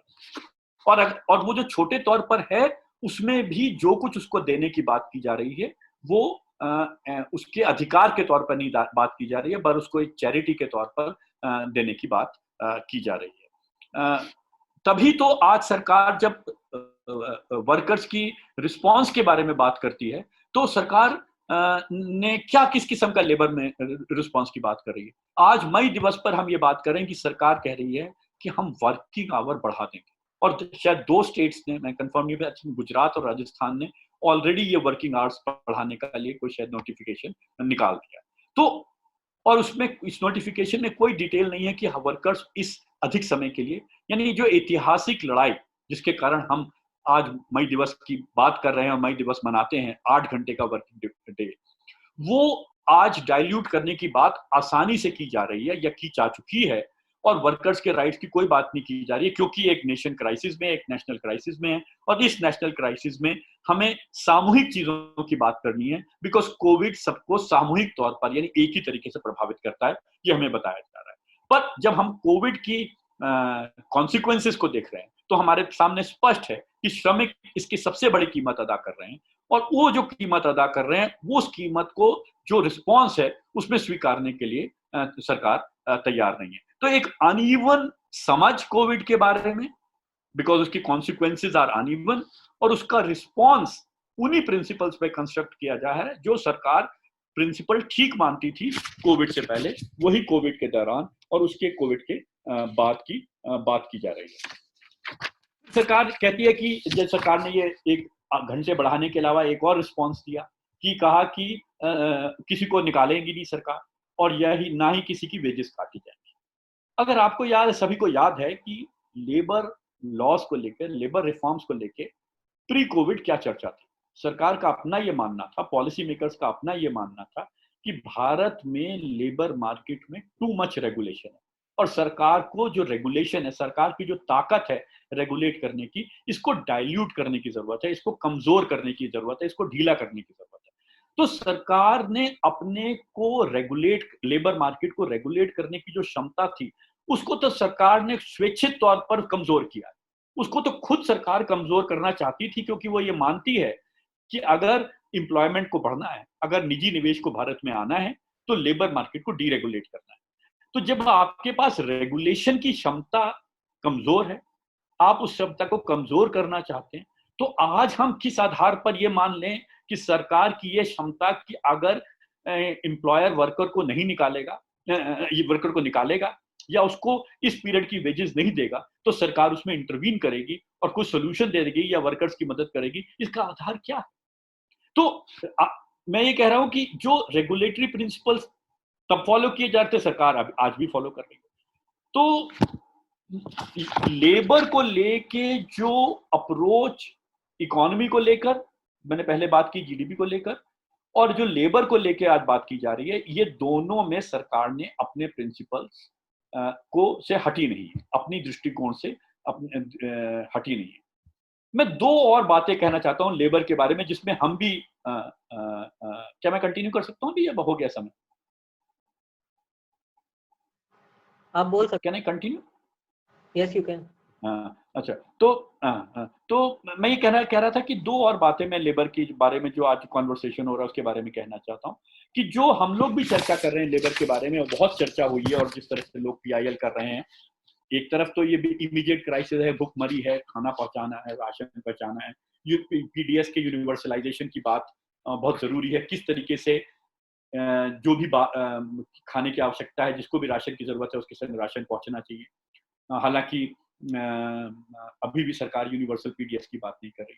लेकिन मैं ये कह रहा हूँ कि जो भी कॉन्वर्सेशन लेबर पे हो रही है, मजदूरों के हक के बारे में भी हो रही है, वो कॉन्वर्सेशन हक की भी जो बात हो रही है, वो एक स्ट्रैटिफाइड लेबर फोर्स की बात हो रही है। यानी कभी हम रेगुलर, जैसे मैंने भी आंकड़े दिए, क्योंकि सरकार जो है ये एक स्ट्रैटिफिकेशन, जिसको पार्था चैटर्जी कहते हैं, गवर्नेंस की या गवर्नेबिलिटी की एक कैटेगरीज क्रिएट करती है। Regular worker, casual worker, self employed worker, informal worker, construction worker, mining workers, या सेक्टोरल क्लासिफिकेशन कोई बना देगी, माइग्रेंट वर्कर्स। यानी ये जो स्ट्रैटिफाइड लेबर फोर्स है, और जो सरकार की स्कीमें या पॉलिसी मेकिंग है, इस स्ट्रैटिफिकेशन को लेके स्कीम बनाती है। और जो आज लेबर में जो सरकार ने पॉलिसी प्रपोजल्स दिए हैं, जो या इनिशिएटिव्स किए हैं, उसकी जब हम फेलियर की भी बात कर रहे हैं, तो इस स्ट्रैटिफिकेशन को हम कायम रख रहे हैं। मुझे लगता है कि कहीं ना कहीं हमें अपने तौर पर, खास तौर से आज जब हम श्रमिक दिवस पर वर्कर्स के सामूहिक अधिकारों की बात कर रहे हैं, तो मुझे लगता है कि ये जो स्ट्रैटिफिकेशन है, इससे हटकर हमें देखना होगा। यानी वर्कर्स के ना तो हम स्ट्रैटिफिकेशन की बात करें, और ना ही हम ये बात करें कि आज की समय की पुकार है कि we need the state to be more empathetic to the, संवेदनशील हो वर्कर्स की तरफ, या मोर बेनेवलेंट हो वर्कर्स की तरफ। ये मुझे लगता है कि आज के समय में कोई सॉल्यूशन नहीं देगा। बात है कि वर्कर्स के अधिकार की बात है, और वर्कर्स के सामूहिक अधिकार की बात है। और ये जो सॉलिडेरिटीज ऑफ वर्कर्स है, हमें इसके ऊपर काम करना पड़ेगा। यानी हम किस किस्म की बातें करें जिससे कि जो श्रमिक वर्ग है वो आपस के संबंधों को देख सके बेहतर तरीके से, ना कि आपस के अंतर्द्वंदों को। ये जो कैटेगरीज बन जाती हैं, उससे लगता है अच्छा कंस्ट्रक्शन वर्कर्स रजिस्टर नहीं हुए, तो हम मदद करें कि कंस्ट्रक्शन वर्कर्स को वो कार्ड मिल जाए, जिससे वो स्कीम्स के क्लेमेंट हो जाए। जिनका राशन कार्ड नहीं बना है या बीपीएल कार्ड नहीं बना है, क्योंकि बीपीएल कार्ड की एक स्कीम है, या जिन महिलाओं के पास जनधन अकाउंट नहीं है, तो एक पूरा जो जद्दोजहद है वो सरकार की ये जो स्कीमों को इस्तेमाल करने के लिए, उसकी जो उस तक पहुंचने के लिए जो लेबर राइट्स की पूरी, वो ठीक है कि एक इमीडिएट क्राइसिस के तौर पर हम ये इंटरवेंशन की बात कर सकते हैं, और एक वर्कर्स के बीच में जब काम करते हुए उनकी जो इमीडिएट नीड्स हैं, उनके मैकेनिज्म तक हम वर्कर, उनके साथ हम वर्कर्स की इमीडिएट जरूरतों को पूर्ति करने की भी बात कर सकते हैं। लेकिन मुझे लगता है कि कहीं ना कहीं जो ये सामूहिक अनुभव है वर्कर्स का, श्रमिकों का, और जो ये मुझे लगता है कोविड ने एक हमारे सामने एक संभावना पैदा की है, बिकॉज ये, क्योंकि ये कोविड ने ये अनुभव सामूहिक किया है श्रमिकों के बीच में। किसी किस्म का भी श्रमिक हो, किसी भी कैटेगरी का श्रमिक हो, उसका एक ये कॉमन एक्सपीरियंस है कि किस तरीके से वो कोविड को डील करने की जो सरकार की, जो पॉलिसी मेकर्स की, जो डोमिनेंट थिंकिंग की, जो डोमिनेंट मीडिया की, उसकी तस्वीर में उसका हिस्सेदार नहीं है। वो श्रमिक उसके सपने का उसका हिस्सा नहीं है, जिसके लिए सारी नीतियां बनाई जा रही हैं। ये सारे श्रमिकों को सामूहिक करती है। तो मुझे लगता है कि जो ये लार्जर पॉलिसी मेकिंग है, जो लार्जर इस समय अप्रोच है, उसको, उसके साथ हमें जो इंटरकनेक्शंस हैं कोविड को डील करने के, इनको और अधिक क्लियरली उभार के लाना चाहिए, जिससे कि ये हमारे बीच में ये जो कॉमनैलिटी ऑफ इंटरेस्ट है, ये ज्यादा क्लियरली देखा जा सके, ना कि हम अधिक समय इसमें लगाएं कि ये जो डिस्टिंक्शन है between different category of workers, ये जो डिस्टिंक्शन है वर्कर्स का, ये आंकड़े देता है, बिकॉज सरकार स्कीमें इन आंकड़ों के आधार पर बनाती है। पर हमारे दृष्टिकोण से जो ये सामूहिकता है, जो कॉमनैलिटी है श्रमिकों के कॉमन एक्सपीरियंस की, क्योंकि पूंजीवाद डिस्पोजेशन के नए नए तरीके ढूंढता है, और वो अलग अलग तरीके से लोगों को डिस्पोजेस करता है। ये जो डिफरेंट मैकेनिज्म्स ऑफ डिस्पोजेशन है, ये जो स्ट्रैटिफिकेशन ऑफ डिस्पोजेशन है, ये stratification of disposition is not the source for solidarity of workers. So for us, जो जिनके हम सॉलिडारिटी ऑफ वर्कर्स की आज श्रमिक दिवस पर बात कर रहे हैं, हमें इनकी संबंधों को देखना है, ना कि इनके कॉन्ट्रडिक्शंस को देखना है, जिससे कि वर्कर्स के बीच में एक सामूहिक विचार, सॉलिडारिटी बन सके। दूसरा जो मुझे लगता है कि मुझे जो एक आज हमारे सामने कोविड को लेके एक और बड़ा सवाल खुल के आता है श्रमिकों को लेके, जिसको हमें और गंभीरता से देखना चाहिए, वो है स्टेट एंड लॉ के बीच की रिलेशनशिप, जिसको कि थोड़ा और गंभीरता से हमें लेना चाहिए। बिकॉज जब हम लेबर की आज बात कर रहे हैं, तो ये तो बड़ा क्लियर है जितना भी सारा में मैंने बात कही है कि स्टेट के समझ के बिना, स्टेट को सामने रखे बिना तो हम लेबर के बारे में बात कर ही नहीं सकते। मार्केट के दृष्टिकोण से हमें नहीं बात करनी है, हमें बात करनी है because the state is a key player in India and the labour question in India cannot be understood without understanding the nature of the Indian state. और जब हम स्टेट की बात करते हैं तो वो आज के समय में एक बड़ा सवाल हमारे आगे खोलती है, this relationship between state and the law. और मैं जब ये स्टेट एंड लॉ का सवाल उठा रहा हूँ, इसकी ऐतिहासिक कारण भी हैं और इसके इमीडिएट कारण भी हैं। ऐतिहासिक कारण बहुत ज्यादा मैं इस समय इलैबोरेट नहीं करूंगा, पर मार्क्स की कुछ राइटिंग्स इस बात को बहुत, एक 1842 में एक जर्मनी में कोई लॉ आया था which was called, and there was a lot of debate on that, which was law on the theft of woods.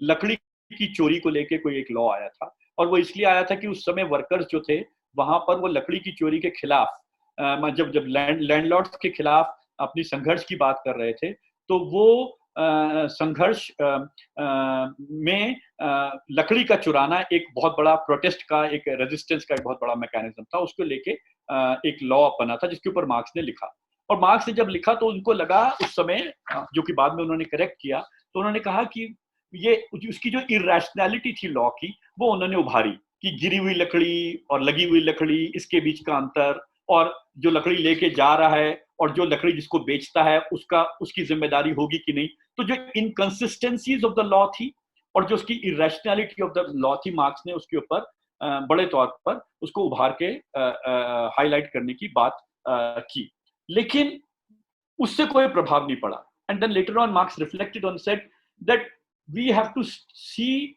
How the interfaces between the state and the law, और सरकार law का इस्तेमाल भी जो अपनी accumulation की needs हैं उसके हिसाब से डिफरेंट समय में डिफरेंटली करती है। तो कौन से अधिकार किस समय किस रूप में दिए जाएंगे और कौन से अधिकार किस रूप में विड्रॉ किए जाएंगे, ये जो स्टेट का है, ये कोई कंसिस्टेंट तरीका नहीं है। यही स्टेट, यही पूंजीवादी स्टेट अपने डिफरेंट फेजेस ऑफ एक्यूमुलेशन में श्रमिकों के अधिकार अलग अलग स्तर पर, अलग अलग लेवल पर दे सकती है और विड्रॉ कर सकती है। और हमें समझना होगा कि सरकार किस समय में किस किस्म के श्रमिकों के अधिकार किस स्तर पर दे रही है और किस तरह विड्रॉ कर रही है। और कोविड के समय में ये बहुत ही महत्वपूर्ण, जो स्टेट एंड लॉ की रिलेशनशिप है श्रमिकों के अधिकार के को लेके, और भी महत्वपूर्ण और भी बड़े महत्वपूर्ण हो जाती है। ये चाहे जिस तरह से वर्कर्स के अधिकार कोविड में छीने जा रहे हैं या उसकी बात की जा रही है, जिस तरह से डिजास्टर लॉ एक्ट इंप्लीमेंट किया जा रहा है और डिजास्टर एक्ट के इंप्लीमेंटेशन की तहत सारे राइट्स की विड्रॉल की बात हो रही है। कहा जा रहा है कि सारे राइट्स विड्रॉ होने हैं क्योंकि इस समय ये राष्ट्र की गंभीर परिस्थिति है। उससे ज्यादा फर्क नहीं है जो कोविड से पहले सिटीजनशिप एक्ट को लेके जो सारे प्रोविजंस आ रहे थे और उसमें अधिकारों को लेके जो विड्रॉल की बात हो रही थी। तो मुझे लगता है कि आज श्रमिक दिवस पर जब हम ये बात कर रहे हैं इकोनॉमी की, वर्कर्स राइट की और सेहत की, तो सरकार का दृष्टिकोण सेहत को लेके, सरकार का दृष्टिकोण इकोनॉमी को लेके और सरकार का दृष्टिकोण श्रमिकों को लेके और स्पष्ट तौर पर इस रूप में उभारना है हमें, जिससे कि श्रमिकों के बीच में जो आपस के संबंध हैं, जो सॉलिडेरिटीज हैं, वो और सुदृढ़ हों और हम एक्सपोज कर सकें कि जो ये डिस्टिंक्शंस में किए जा रहे हैं लेबर के बीच में, ये फंडामेंटल नेचर के नहीं है, ये एक्चुअली कॉमन एक्सपीरियंसेस ही हैं। उन कॉमन एक्सपीरियंसेस को ये एक स्पेसिफिक रूप देने का प्रयास कर रहा है और ये वर्कर्स की सॉलिडेरिटी को कमजोर करने की बात की जा रही है। हम ये मुझे लगता है कि जैसे पूंजी को एक डिजास्टर, एक अवसर के रूप में, हमें भी इसको अपने चैलेंज के रूप में लेना होगा। और जो पॉलिसी प्रिंसिपल्स न्यू लिबरल सोच के, जिसने हमें इस मुकाम पे खड़ा किया है कि आज हम इस पेंडेमिक को और भविष्य में आने वाले पेंडेमिक ऐसे को डील करने के लिए सक्षम नहीं है, क्योंकि हम सेहत की सुविधा जो लाखों हजारों लोग हैं उन तक नहीं पहुंचा सकते, और जो हमारा दृष्टिकोण है सेहत को लेकर वो नहीं पहुंचा सकता। जो वल्नरेबल और जो गरीब और श्रमिक मजदूर करने वाले लोग हैं वो इस इस पेंडेमिक में और भविष्य में आने वाले पेंडेमिक में भी ज्यादा कीमत अदा करेंगे। ये पेंडेमिक न्यूट्रली ऑपरेट नहीं कर रहा है। ये सबको, जब आप फिजिकल डिस्टेंसिंग की बात करते हैं तो उस फिजिकल डिस्टेंसिंग में जो डेंसिटी ऑफ पॉपुलेशन है, जहां जो स्लम्स में है, जो वर्किंग क्लास कॉलोनीज में है, उनकी डेंसिटीज की पॉपुलेशन, वहां का सोशल और इकोनॉमिक इंफ्रास्ट्रक्चर, उनका हेल्थ इंफ्रास्ट्रक्चर को किसी तरह से भी नहीं लिया गया। फिजिकल डिस्टेंसिंग सेलिब्रेट हो रही है रादर देन फिजिकल डिस्टेंसिंग। जब एक कमरे में 13 लोग रहते हैं तो वो क्या फिजिकल डिस्टेंसिंग करेंगे, इसके चैलेंजेस के ऊपर डिस्कशन के बजाय। और ऐसी परिस्थिति क्यों हुई है कि इस मुल्क की 80% आबादी के लिए इस पेंडेमिक को व्यक्तिगत तौर पर डील करने की संभावना ही नहीं है।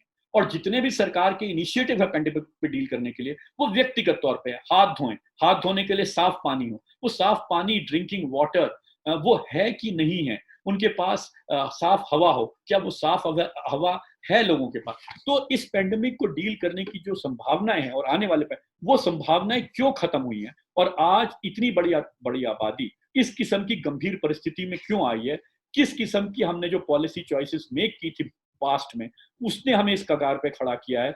ये हमें नए तौर पे बड़े तौर पे उभारने की जरूरत है। और श्रमिक अधिकारों की, जैसे मैंने बात कही, उनमें जो आपस में संबंध है, सॉलिडेरिटीज है, उनको और बड़े तौर पर उभारने की जरूरत है, ना कि जो वर्कर्स के बीच में डिविजन्स और डिस्टिंक्शंस। इनफैक्ट मुझे लगता है कि जो पूंजीवाद के या ग्लोबलाइजेशन के, वैश्वीकरण के जो 2-3 मुख्य सक्सेस स्टोरीज थी, वो इस पेंडेमिक ने क्वेश्चन कर दी है। अगर आप पूंजीवाद वैश्वीकरण की बात करें तो वैश्वीकरण की सक्सेस जब हमें बताई जा रही थी तो उसका की फीचर हमें बताया जा रहा था freedom of mobility of of people, कि ये एक फ्रीडम देता है कि अब टेरिटरी मैटर नहीं करती, अब सब दुनिया एक हो गई है, विश्व एक हो गया है, और जो लोकल और ग्लोबल के बीच में अंतर है वो खत्म हो गया है। और आज आप देखिए कि पूरा पूंजी लगी हुई है कि किस तरह से मोबिलिटी को ट्रैक करें। यानी मोबिलिटी आज फंडामेंटली इशू बन गई है, जिसके बारे में हर किस्म की रेगुलेटरी इंस्ट्रूमेंटैलिटीज की चर्चा हो रही है। तो जो वैश्वीकरण है वो आज एक किस्म से कन्फ्रंट कर रहा है अपनी रियलिटी को, और ये कह रहा है कि ये मोडालिटी एग्रीगेट वेलफेयर की बात को इंश्योर नहीं करती है। Mobility of capital has not ensured mobility of labour, and to the extent that the mobility of labour is, आज उसको कंस्ट्रेंट करने की बात की जा रही है। सरकार कह रही है कि हम एक, ये कौन कहाँ काम करेगा, तो लेबर भी पूरी तरह मोबाइल नहीं होगी। तो जो वैश्वीकरण के भी सक्सेस ग्लोबल आईटी रेवोल्यूशन की बात की जा रही थी, WHO आज कह रहा है कि 2 चैलेंजेस है हमारे आगे, विश्व के आगे, एक पेंडेमिक और एक दूसरा है इन्फोडेमिक, यानी जो सोशल मीडिया और इसका इस्तेमाल हो रहा है। तो जो सक्सेस स्टोरी बताई जा रही थी वैश्वीकरण की, वो आज उनके ऊपर प्रश्न चिन्ह लग गया है। तो जो हमारा पॉलिसी फ्रेमवर्क था, जिसने हमें इस कगार पे खड़ा किया है कि आज इस देश की 80% आबादी भूखमरी को अनुभव कर रही है और भूखमरी की संभावनाओं को अपने भविष्य के रूप में अपने सामने देख रही है, हमें लगता है कि श्रमिक दिवस पर हमें अपने आप को रीडेडिकेट करना चाहिए कि इन चैलेंजेस को हम किस तरीके से, हम जो मेरी सॉलिडारिटी, तो हम जो बुद्धिजीवी हैं, जो जिनके पास सोचने और लिखने का समय है, हमारा लेखन और हमारी सोच किस तरीके से इन संभावनाओं को और सुदृढ़ करे। मुझे लगता है कि श्रमिक दिवस का ये मुख्य कंक्लूजन हमारे लिए हो सकता है। आप सभी का मुझे सुनने के लिए बहुत बहुत धन्यवाद। आपका भी धन्यवाद। अभी हम कुछ सवाल ले सकते हैं, अगर किसी साथी को कुछ पूछना हो तो वो हाथ खड़ा कर सकते हैं, या आप अपना अनम्यूट करके बोल दें। जो साथी YouTube से जुड़े हैं वो वहाँ पर लिखकर सवाल पूछ सकते हैं, तो मैं यहाँ पर बोल दूंगा। भारतेंदु कुछ बोलना चाहते हैं, आप खुद से अनम्यूट कर सकते हैं। आवाज आ रही है? जी आवाज आ रही है। मेरी आवाज आ रही है? अतुल सर, सबसे पहले बहुत बहुत आभार कि आपने इतनी अच्छे से अपनी बात रखी और हम लोगों के दिमाग में थोड़ी क्लैरिटी बनी। मतलब हम थिएटर करते हैं हम लोग, और मेरा सीधा सीधा सवाल कल्चरल वर्कर्स से है, कल्चर वर्कर्स से है, वो वर्कर्स जो वाकई जिनको फोक आर्टिस्ट बोल सकते हैं, जिनका सिर्फ और सिर्फ परफॉर्म करके ही जीविकोपार्जन होता है, या कहीं पर थोड़ी बहुत ट्रेनिंग। क्या सरकार के एजेंडे में कहीं पर भी कोई जिक्र है इस चीज का? अगर नहीं है तो ये बात को हम कैसे आगे बढ़ा सकते हैं?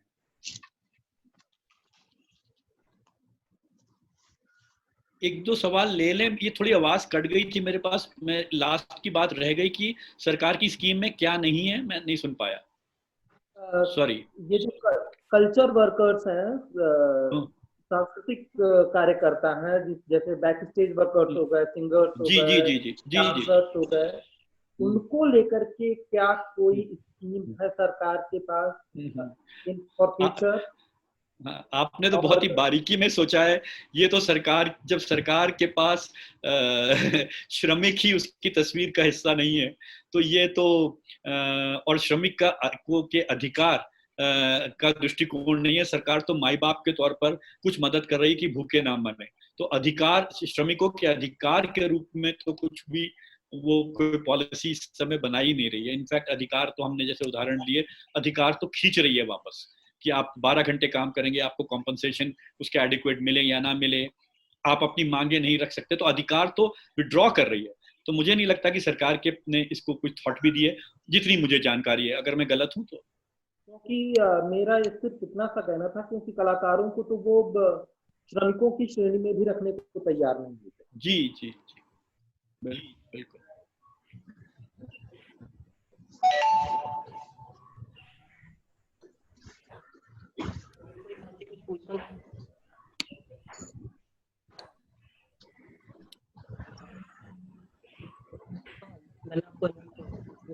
Some questions on chat. I'm just trying to. Yeah, please.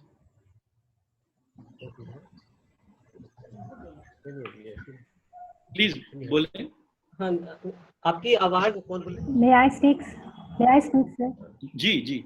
May I speak, sir? जी। हाँ, myself Dr. Anamika Chaudhary, and I'm associate professor in the Department of Economics, sir. Sir, I would your observation and your deliberation was really very informative, and really the surveys and the data that you put forward were really very enlightening to know the present status and the present position of what the workers are really facing about. What I feel is that, is it only the fiscal stimulus that is needed for the economy, or is that we need to create a bridge between the health side and the economic stimulus? What I feel is that it is a social protection that is needed for these vulnerable, for these vulnerable workers, so that they could be actually given such resources, so that first we can bridge them through this crisis, and then at the end come the fiscal stimulus. So how should the recovery should go ahead? Because these migrant workers have actually been at a loss, because once they have moved to their villages, it is very hard for them, to call them back to the industry, that the economy can be revived.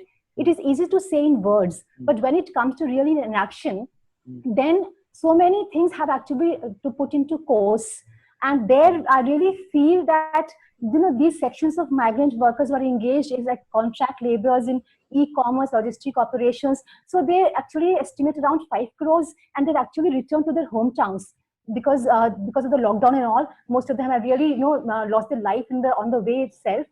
But what I really feel is that how to actually, make them feel, yes, that they are the real, resources of the country, and the very important source of all the operations, of all the economic activities, without whom we cannot just run about. So is it just a fiscal stimulus which is to be given to them, or first we need to give them a social protection, basically? Thank you, sir.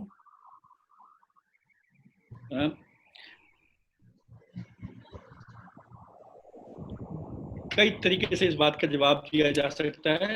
एक तो ये कि अगर आप भारत को बाकी पूंजीवादी मुल्कों से भी कंपेयर करें, तो भारत इस समय,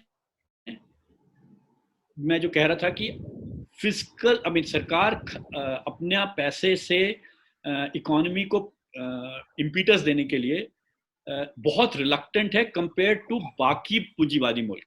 मैं तो बात उनके दृष्टिकोण से कर ही नहीं आता, मैं तो वर्कर को सेंट्रल रख के बात करता, वो तो छोड़ ही दीजिए। तो जो फिस्कल स्टिमुलस है, ये एक चीज आगे या पीछे, मैं तो कह रहा हूं कि अगर सरकार एक कॉम्प्रिहेंसिव अप्रोच करे तो ये सारी चीजें एक साथ ही तो विन विन है। वर्कर्स की परिस्थिति भी बेहतर हो सकती है, ये तो एक ऐसा मौका है जिसमें वर्कर की परिस्थिति का इंप्रूवमेंट, इकोनॉमी में ग्रोथ, लोगों की सेहत का बेहतर होना, ये सारे कुछ सामूहिक तौर पर अचीव किया जा सकता है। ये एक ऐसा मौका है जिसमें it can be win win for everyone, even from the point of view of those who only believe in growth. हमारी बात तो छोड़ दीजिए, जो हम बात कर रहे हैं कि हम तो मानते हैं कि जब मैं कह रहा हूं कि जो इस देश की वेल्थ प्रोड्यूस कर रहे हैं वो इस देश की वेल्थ का हिस्सा ही नहीं माना जा रहे हैं। तो ये हमारे लिए तो ये लड़ाई बहुत ही अलग और लंबे समय की लड़ाई है, क्योंकि जब तक वर्कर्स के वेंटेज पॉइंट से सारा रिस्पॉन्स या सारी पॉलिसी मेकिंग या उनकी हिस्सेदारी नहीं एक्नॉलेज की जाती तो ये ओवरऑल परिस्थिति नहीं हो सकती। पर in the interim, in the medium run also मुझे लगता है कि इस समय सरकार तो फिस्कल स्टिमुलस देने को ही तैयार नहीं है। ये तो आप तो चर्चा कर रहे हैं कि वेलफेयर में जाए कि उसमें जाए कि उसमें जाए, ये तो इंडस्ट्री को देने के लिए सरकार 100 सवाल उठा रही है, क्योंकि उसको लग रहा है कि ऐसा ना हो कि ये इंडस्ट्री इसकी आदत पड़ जाए, दोबारा ऐसा ना हो जाए कि इंडस्ट्री सरकार पर निर्भर हो जाए। तो जो फंडामेंटल प्रिंसिपल है जिसके तहत सारी पॉलिसी मेकिंग, ये जो 1990 के बाद या 1985-90 के बाद जो जिस तरीके से आर्थिक ढांचे में परिवर्तन लाया गया है, वो फंडामेंटल्स किसी तौर पर बदले नहीं जा रहे हैं। तो मैं तो ये कह रहा हूं कि जो क्रेडिट रेटिंग एजेंसी हैं, जो स्पेकुलेटर्स, आप देखिए ना कि एक तरफ तो जिन्होंने बात कर दी कि टैक्स बढ़ा लिया जाए, सरकार को सुझाव दिया, उसी समय उनके खिलाफ एक्शन की बात हो गई। रिजर्व बैंक ऑफ इंडिया ने रातों रात 50,000 करोड़ रुपया किसको दिया? Mutual funds. क्यों दिया? क्योंकि 6 म्यूचुअल फंड्स कोलैप्स कर गए थे। यानी जो स्पेकुलेटर्स और फाइनेंसर्स हैं, उनका भरोसा इंडियन इकोनॉमी से ना हट जाए या इंडिया में इन्वेस्टमेंट से ना हट जाए, इसके लिए रातों रात रिजर्व बैंक ने 50,000 करोड़ रुपए की व्यवस्था कर दी। लेकिन जो भुखमरी और जो लेबर आज कर रही है, उसके लिए कितनी रिलक्टेंटली और full of double triple counting 1.7 lakh crore रुपए की व्यवस्था की गई है। और इंडस्ट्री को अभी तक सहायता नहीं दी गई कि वो वेजेस दे सके। इवन कनाडा, जो कि कोई सोशलिस्ट मुल्क नहीं है, उसने अप्रैल के महीने की तनख्वाह देने के लिए जो स्मॉल इंडस्ट्रीज थी उनको पहले ही पैसा दे दिया कि आप अप्रैल की तनख्वाह पहले से दे दीजिए, जिससे कि वर्कर सिक्योर महसूस करें। यानी एक जो वेलफेयर स्टेट की अप्रोच होती है वो भी हम आज चूज करने को तैयार नहीं। हम बिल्कुल कंजर्वेटिवली कोविड को से निपटने के लिए तैयारी कर रहे हैं। इसका मतलब यह है कि कोविड से जब हम निकल के आएंगे तो इसकी अनइक्वल कॉस्ट, यानी आबादी के एक बड़े भारी हिस्से ने इसकी बहुत ज्यादा कीमत अदा की होगी और मेरी क्लास के लोगों ने बहुत कम कीमत अदा की होगी इस कोविड से निकलने के लिए। ये स्पष्ट है। तो ये कोविड एक न्यूट्रल, एक सामान्य जो भी मतलब इसका ये इक्वलाइज नहीं कर रहा है, बल्कि ये अनइक्वली लोगों की इनइक्वालिटीज को और बढ़ा रहा है समाज। इसलिए ये मेरा मानना है। तो बाकी तो फिस्कल की डिटेल अलग बात है। वो तो right sir, a very good observation sir, because really आप ये बात सही कह रहे हैं कि ये एक डिस्प्रपोर्शनेट तरीके से केटर की जा रही है हेल्प को, एक सेक्शन को बहुत ज्यादा दिया जा रहा है। और जो जिनकी बात हम कर रहे हैं, जो मेजर इकोनॉमिक रिसोर्सेज हमारे हैं, लेबर के बिना हम कोई एक्टिविटी आगे रन नहीं कर सकते हैं, उनके लिए जो सोच है वो अभी भी इतनी ज्यादा बहुत ही कम उनको बहुत इंपॉर्टेंट। इंटरप्ट यू, मैं कह रहा हूँ कि ये एरर ऑफ जजमेंट नहीं है, ये जानकारी का अभाव नहीं है, या ये गलती नहीं है, ये एक दृष्टिकोण है, एक विचार है जिसके जिस उस लेंस से कोविड भी देखा जा रहा है। और मैं कह रहा हूं कि वो जो लेंस है वो प्री कोविड और पोस्ट कोविड के बीच में कनेक्शन देता है। और अगर हम उस लेंस को इसके माध्यम से नहीं समझेंगे तो ना कोविड का प्रभाव, ना कोविड के बाद की संभावनाओं पे हम संपूर्ण चर्चा कर पाएंगे। खाली मैं इतना कह रहा हूं। मेरे पास तो जवाब नहीं है सारी बात का कि क्या एग्जैक्टली होना चाहिए। जी सर। Thank you, sir.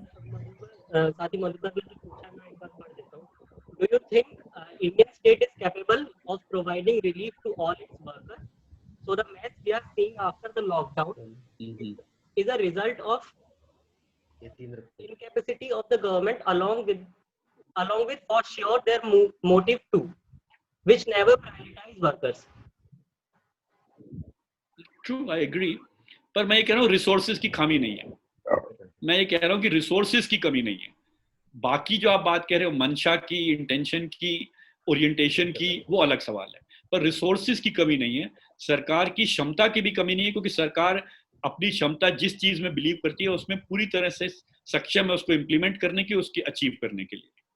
तो अगर कोविड से डील करने के लिए सरकार ने एक law and order approach adopt की है, तो सरकार सक्षम है उसको इम्प्लीमेंट करने के लिए. तो कैपेसिटी की कोई कमी नहीं है. चॉइसेस जो सरकार मेक करी उसका सवाल है, और आप कह रहे हैं ये बात, आई एग्री.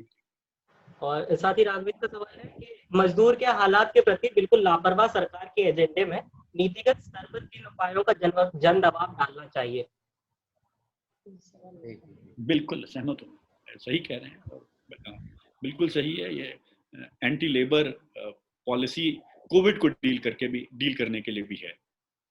ये बिल्कुल सही है, मैं मानता हूँ. ये देखिए कि आपने लॉक में रख, उनको पहले जहां थे वहीं रखा.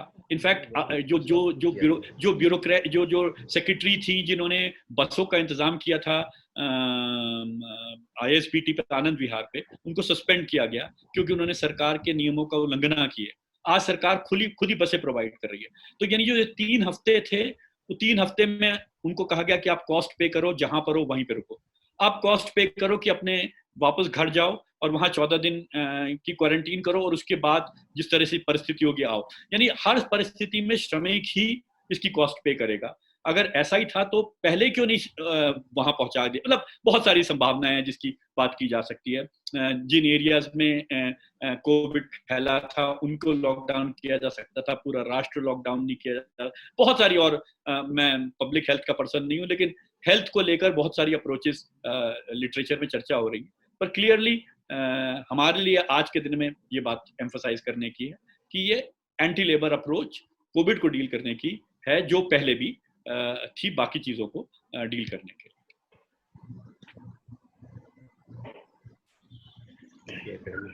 ठीक है. हेलो जी. हम लोगों ने देखा, मतलब पुणे में मैं देख रहा हूँ कि इन्फोसिस जैसी कंपनियों में 8-8 दिन के हफ्तों से लोगों को काम करने के लिए लिया जा रहा है. अच्छा. और 8 हफ्ते फिर छुट्टी होती है. लेकिन बेसिकली जो छोटे दुकानदार है, छोटी छोटी जो चीजें हैं, उनको लेकर जब मांग हो रही कि सोसाइटी के भीतर के जो शॉप है उनको खोला जाए, या छोटे हैं उनको लेकर सरकार कोई गंभीर नहीं देख रही. लेकिन पुणे जैसे शहर जो भी रेड जोन में है, लेकिन इन्फोसिस है, रिलायंस है, उनका कंपनी शुरू है लॉकडाउन पीरियड के भीतर भी, और 8-8 दिन के अंतराल के बाद मजदूरों को लेके जाया जाता है और छोड़ा जाता है, और वहाँ लोग 12-12 घंटे काम भी कर रहे हैं. तो इसको हम लोग कैसे देखें? मुझे तो ये खतरा दिख रहा है कि जो लेबर को लेके सरकार बहुत सारी चीजें करना चाहती थी प्री कोविड टाइम पे, कोविड उसकी संभावना तो नहीं दे रहा. मतलब ये एक अपॉर्चुनिटी के तौर पर जो लेबर लॉज में, लेबर रेगुलेशन में, जो लेबर को रिट्रेंच करने में जो सरकार डेमोक्रेटिक प्रेशर के तहत एग्रेसिवली नहीं कर पा रही थी, वो डेमोक्रेटिक प्रेशर को इस समय दरकरार कर दिया है, डेमोक्रेटिक प्रेशर को रिड्यूस कर दिया है because of situation of extraordinary crisis. और उस स्पेस में क्योंकि जो आप कह रहे हैं, मेरे को भी यही खबर आ रही है, पंजाब में एक बड़ी फैक्ट्री ने 6000 लोगों को निकाल दिया है, और वो कह रही है कि हमने तो पहले ही निकालना था, अब हमने निकाल दिया है क्योंकि हम नहीं उनको वेजेस दे सकते. सरकार हमें कैसे बातें कर सकती है, हमारे पास कोई रिसोर्सेज नहीं है. सरकार देना चाहती है तो उनको पैसा दे दे. और सरकार तो पहले ही कह रही है कि वो रेगुलेट नहीं करना चाहती लेबर लॉज को. वो तो कह रही है कि प्राइवेट इंडस्ट्री के पास स्वतंत्रता होनी चाहिए, हायर एंड फायर की. आपको पता है लेबर रिफॉर्म्स पे डिबेट. तो लोग क्या गलत कर रहे हैं? जो तो वही कर रहे हैं जो सरकार उनसे पहले करने को कह रही थी. मैं उनके दृष्टिकोण से बात कर रहा हूँ. तो सच, आई मीन दैट, सॉरी, आप पूछे. आप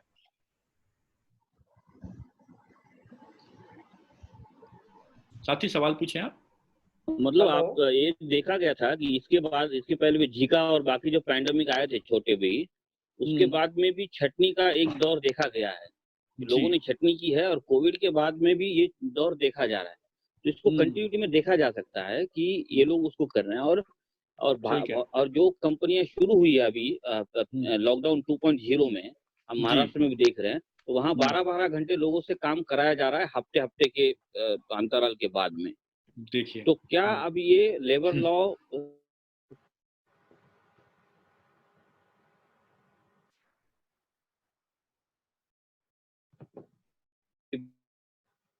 अभी तक के जो इशारा है वो तो स्पष्ट है। जब तक कि हमें देखना होगा कि जिस तरह से हमने प्रेशर पहले बिल्ड किया था, कि हम इस दौर में भी ये कैसे काउंटर प्रेशर बिल्ड करें। हम अपनी सॉलिडारिटीज, तभी मैं सॉलिडारिटीज की बात कर रहा था, अपनी सॉलिडारिटीज को कैसे और स्ट्रेंथन करके ये पुश बैक करें, क्योंकि हमें तो ये संघर्ष करना है। I know that there is a conflict here, there's a contradiction here. तो ये तो हमारे लिए न्यूज नहीं है, लेकिन हम उसको रेजिस्ट कैसे करें, ये हमें चैलेंज को देखना होगा।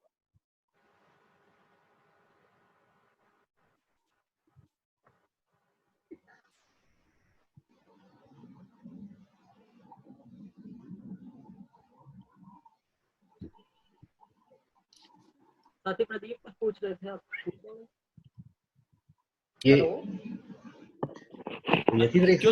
जो साथी कमेंट्स दे रहे हैं वो कोई और साथी पढ़ दें तो मैं जवाब दे दूंगा। मुझसे ये यहाँ दिख नहीं रहा है मुझे, तो अगर कोई मैं मिस कर रहा हूँ या कुछ और साथी है तो वो कोई और साथी पढ़ दें कमेंट्स जो पढ़ सकते हैं। हाँ, वो मैं पढ़ दूंगा। अभी वो एक साथी जो फिर उसके बाद। हेलो यतेंद्र, बोल सकते हैं? हाँ बोलिए। हाँ, मुझे 2-3 बातें मेरी क्यूरियोसिटी थी जानने की, कि एक तो ये हो रहा है कि जिस तरह से ये महामारी दुनिया के पैमाने पे आई है और दुनिया भर की जो अर्थव्यवस्थाएं हैं उनको एक बड़ा नुकसान उससे पहुंचा है। ये भी ऑब्वियस है कि वो जो नुकसान पहुंचता है अर्थव्यवस्थाओं का, उसका सबसे बड़ा बोझ वर्किंग क्लास ही उठाता आया है हमेशा। लेकिन इसमें एक जो बात चल रही है इस समय, ये चल रही है कि इस पोस्ट कोविड ये है कि एक बड़ी रिस्ट्रक्चरिंग का मौका पूंजीवाद के लिए होगा। तो वो किस तरह की रिस्ट्रक्चरिंग होगी और उससे वर्किंग क्लास जो उसकी जिंदगी है या उसके जो आंदोलन है उस पर क्या असर होने वाला है। तो मुझे लगता है कि ये एक प्रश्न मुझे लग रहा है कि हम लोगों को, मेरी जानने की इच्छा थी कि इसके बारे में आप कुछ कह पाए।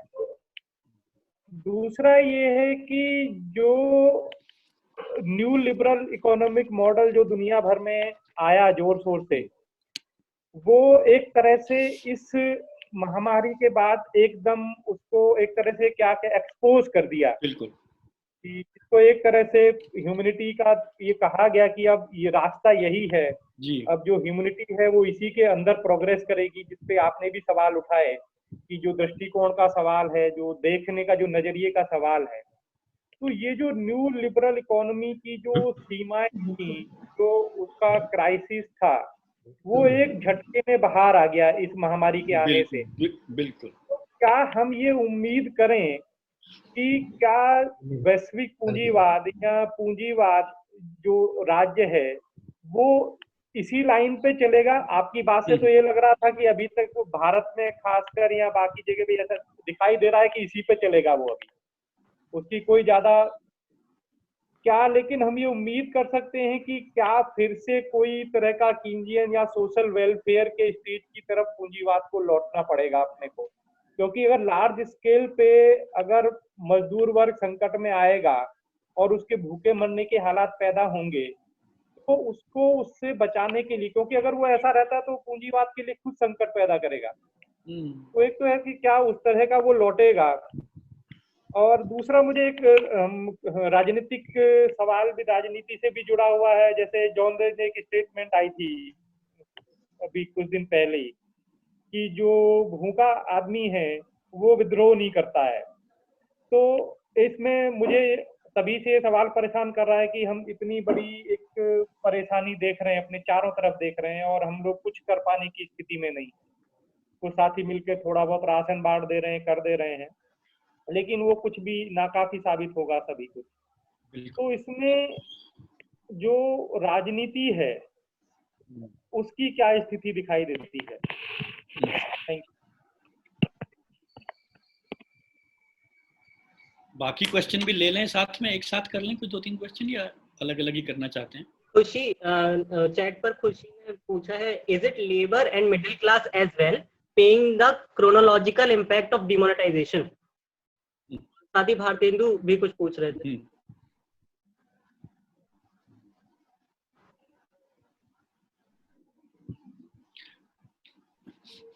जी क्या मेरी आवाज आ रही है? जी जी जी आ रही है। ये कल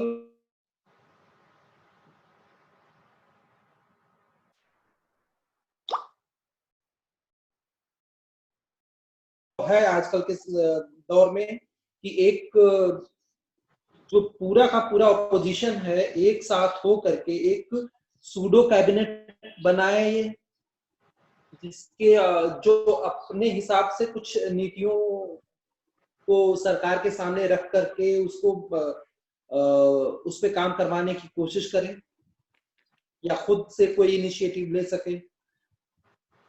एक जैसा एक बार महाराष्ट्र में हुआ था विलासराव देशमुख की सरकार के समय में।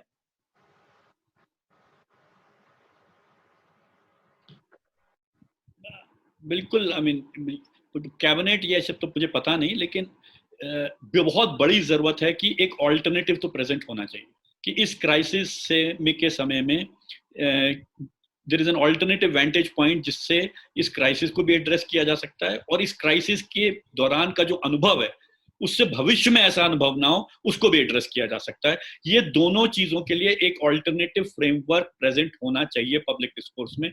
इसकी तो बहुत बड़ी आवश्यकता है। कौन करेगा, कौन लोग सामूहिक तौर पे मिलकर करेंगे, labour organisations, trade unions, workers parties, किस तरीके से होगा, पर ये बहुत जरूरत है कि ये एक ऑल्टरनेटिव प्रेजेंट हो।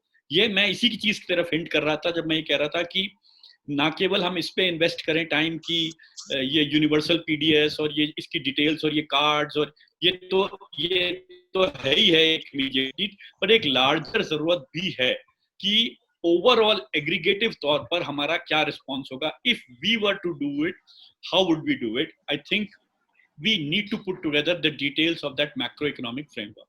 ये मुझे लगता है कि मैं पूरी तरह सहमत हूँ। वो सूडो कैबिनेट हो या उसका क्या मैकेनिज्म हो, ये नहीं मुझे पता। लाइक पब्लिक ऑल्टरनेटिव है, वर्कर्स ऑल्टरनेटिव, या आजकल ये सब इंटरचेंजेबली वर्ड्स यूज होते हैं, हालांकि सिटीजन्स ऑल्टरनेटिव, सिटीजन कौन, तो मतलब कुल मिला के ये ऑल्टरनेटिव विजन तो एक सामने रखा जाना चाहिए, जो एक राष्ट्र के सामने, तो कम से कम राष्ट्रीय स्तर पर।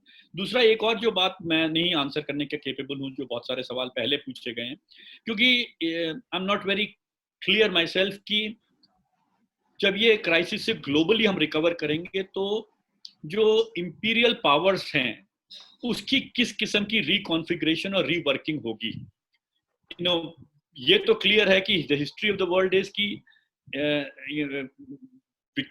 इंपीरियल पावर तो कुछ ही मुल्कों में रही है। I mean the global unevenness of global capitalism is clear, but within the powerful there can be a reworking of the distribution of power, and what that will be and what shape and form वो लेगी, ये अभी मेरे पास, मैं इसके बारे में कोई स्पष्ट आर्टिकुलेशन करने में सक्षम नहीं हूँ।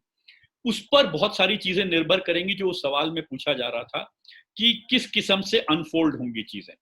यानी ये फोरकास्टिंग है कि के डायरेक्शन में जाएगी ग्लोबल इकोनॉमी, और उसमें केन्जियनिज्म की तरफ जाएगी, सोशल वेलफेयर की तरफ जाएगी, एक मोर वेलफेयर स्टेट की तरफ जाएगी, या एक more right wing conservative fascist whatever वो उस दिशा में जाएगा। ये बैलेंस ऑफ फोर्सेस क्या होंगे, ये इस पर भी निर्भर करेगा कि हमारा सामूहिक रिस्पॉन्स क्या होगा और हम किस तरीके से चुनौतियां पैदा कर सकते हैं। तो मुझे लगता है कि ये कोई गिवन नहीं है। आउटकम क्या होगा will be decided through the process of politics, and how that process of politics will unfold is still an open question, और उसी के तहत ये तय हो सकता है। बट आपके सवाल में ही उसका जवाब है कि अगर हम ये ऑल्टरनेटिव प्रेजेंट कर सकते हैं जो पहला सवाल था उसका जवाब है कि अगर ये ऑल्टरनेटिव प्रेजेंट कर सकते हैं कलेक्टिवली और उसकी जितनी डिटेल्स प्रेजेंट कर सकते हैं, मुझे लगता है कि उतना ही ये हमारे लिए एक संभावना है कि हम ये जो ऑल्टरनेटिव विजन है, एक जो ऑल्टरनेटिव लेंस है, एक ऑल्टरनेटिव दृष्टिकोण है विश्व की को देखने का और आज की आर्थिक समस्याओं को देखने का, और ये जो इस समय का जो श्रमिक वर्ग है जो इस किस्म की चैलेंजेस को इस समय एक्सपीरियंस कर रहा है, जिस किस्म की अंतर्द्वंदों का अनुभव कर रहा है, उससे बेहतर तरीके से उभरने का ये एक मौका है जिसको हमें अपने हक में इस्तेमाल करना चाहिए। हमें क्लटर से बाहर निकलना चाहिए, जो बहुत सारे डिबेट्स ऑफ पॉलिसीज हैं जिसमें हम लोग एंगेज रहते हैं on a day to day basis, उससे हटकर एक कॉम्प्रिहेंसिव अप्रोच के साथ अपना दृष्टिकोण रखना चाहिए कि हम इस पब्लिक हेल्थ क्राइसिस को या इस हेल्थ क्राइसिस को जो हमारे लिए एक पब्लिक हेल्थ क्राइसिस है कैसे देखते हैं और कैसे उभरने का तरीका देखते हैं और कैसे रिसोर्सेज का बंटवारा देखते हैं इसके बाद।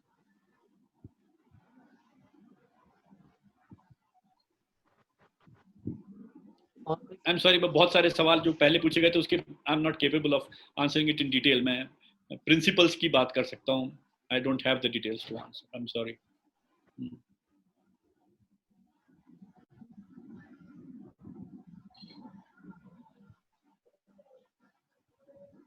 और कोई साथी कोई सवाल पूछना चाहेंगे?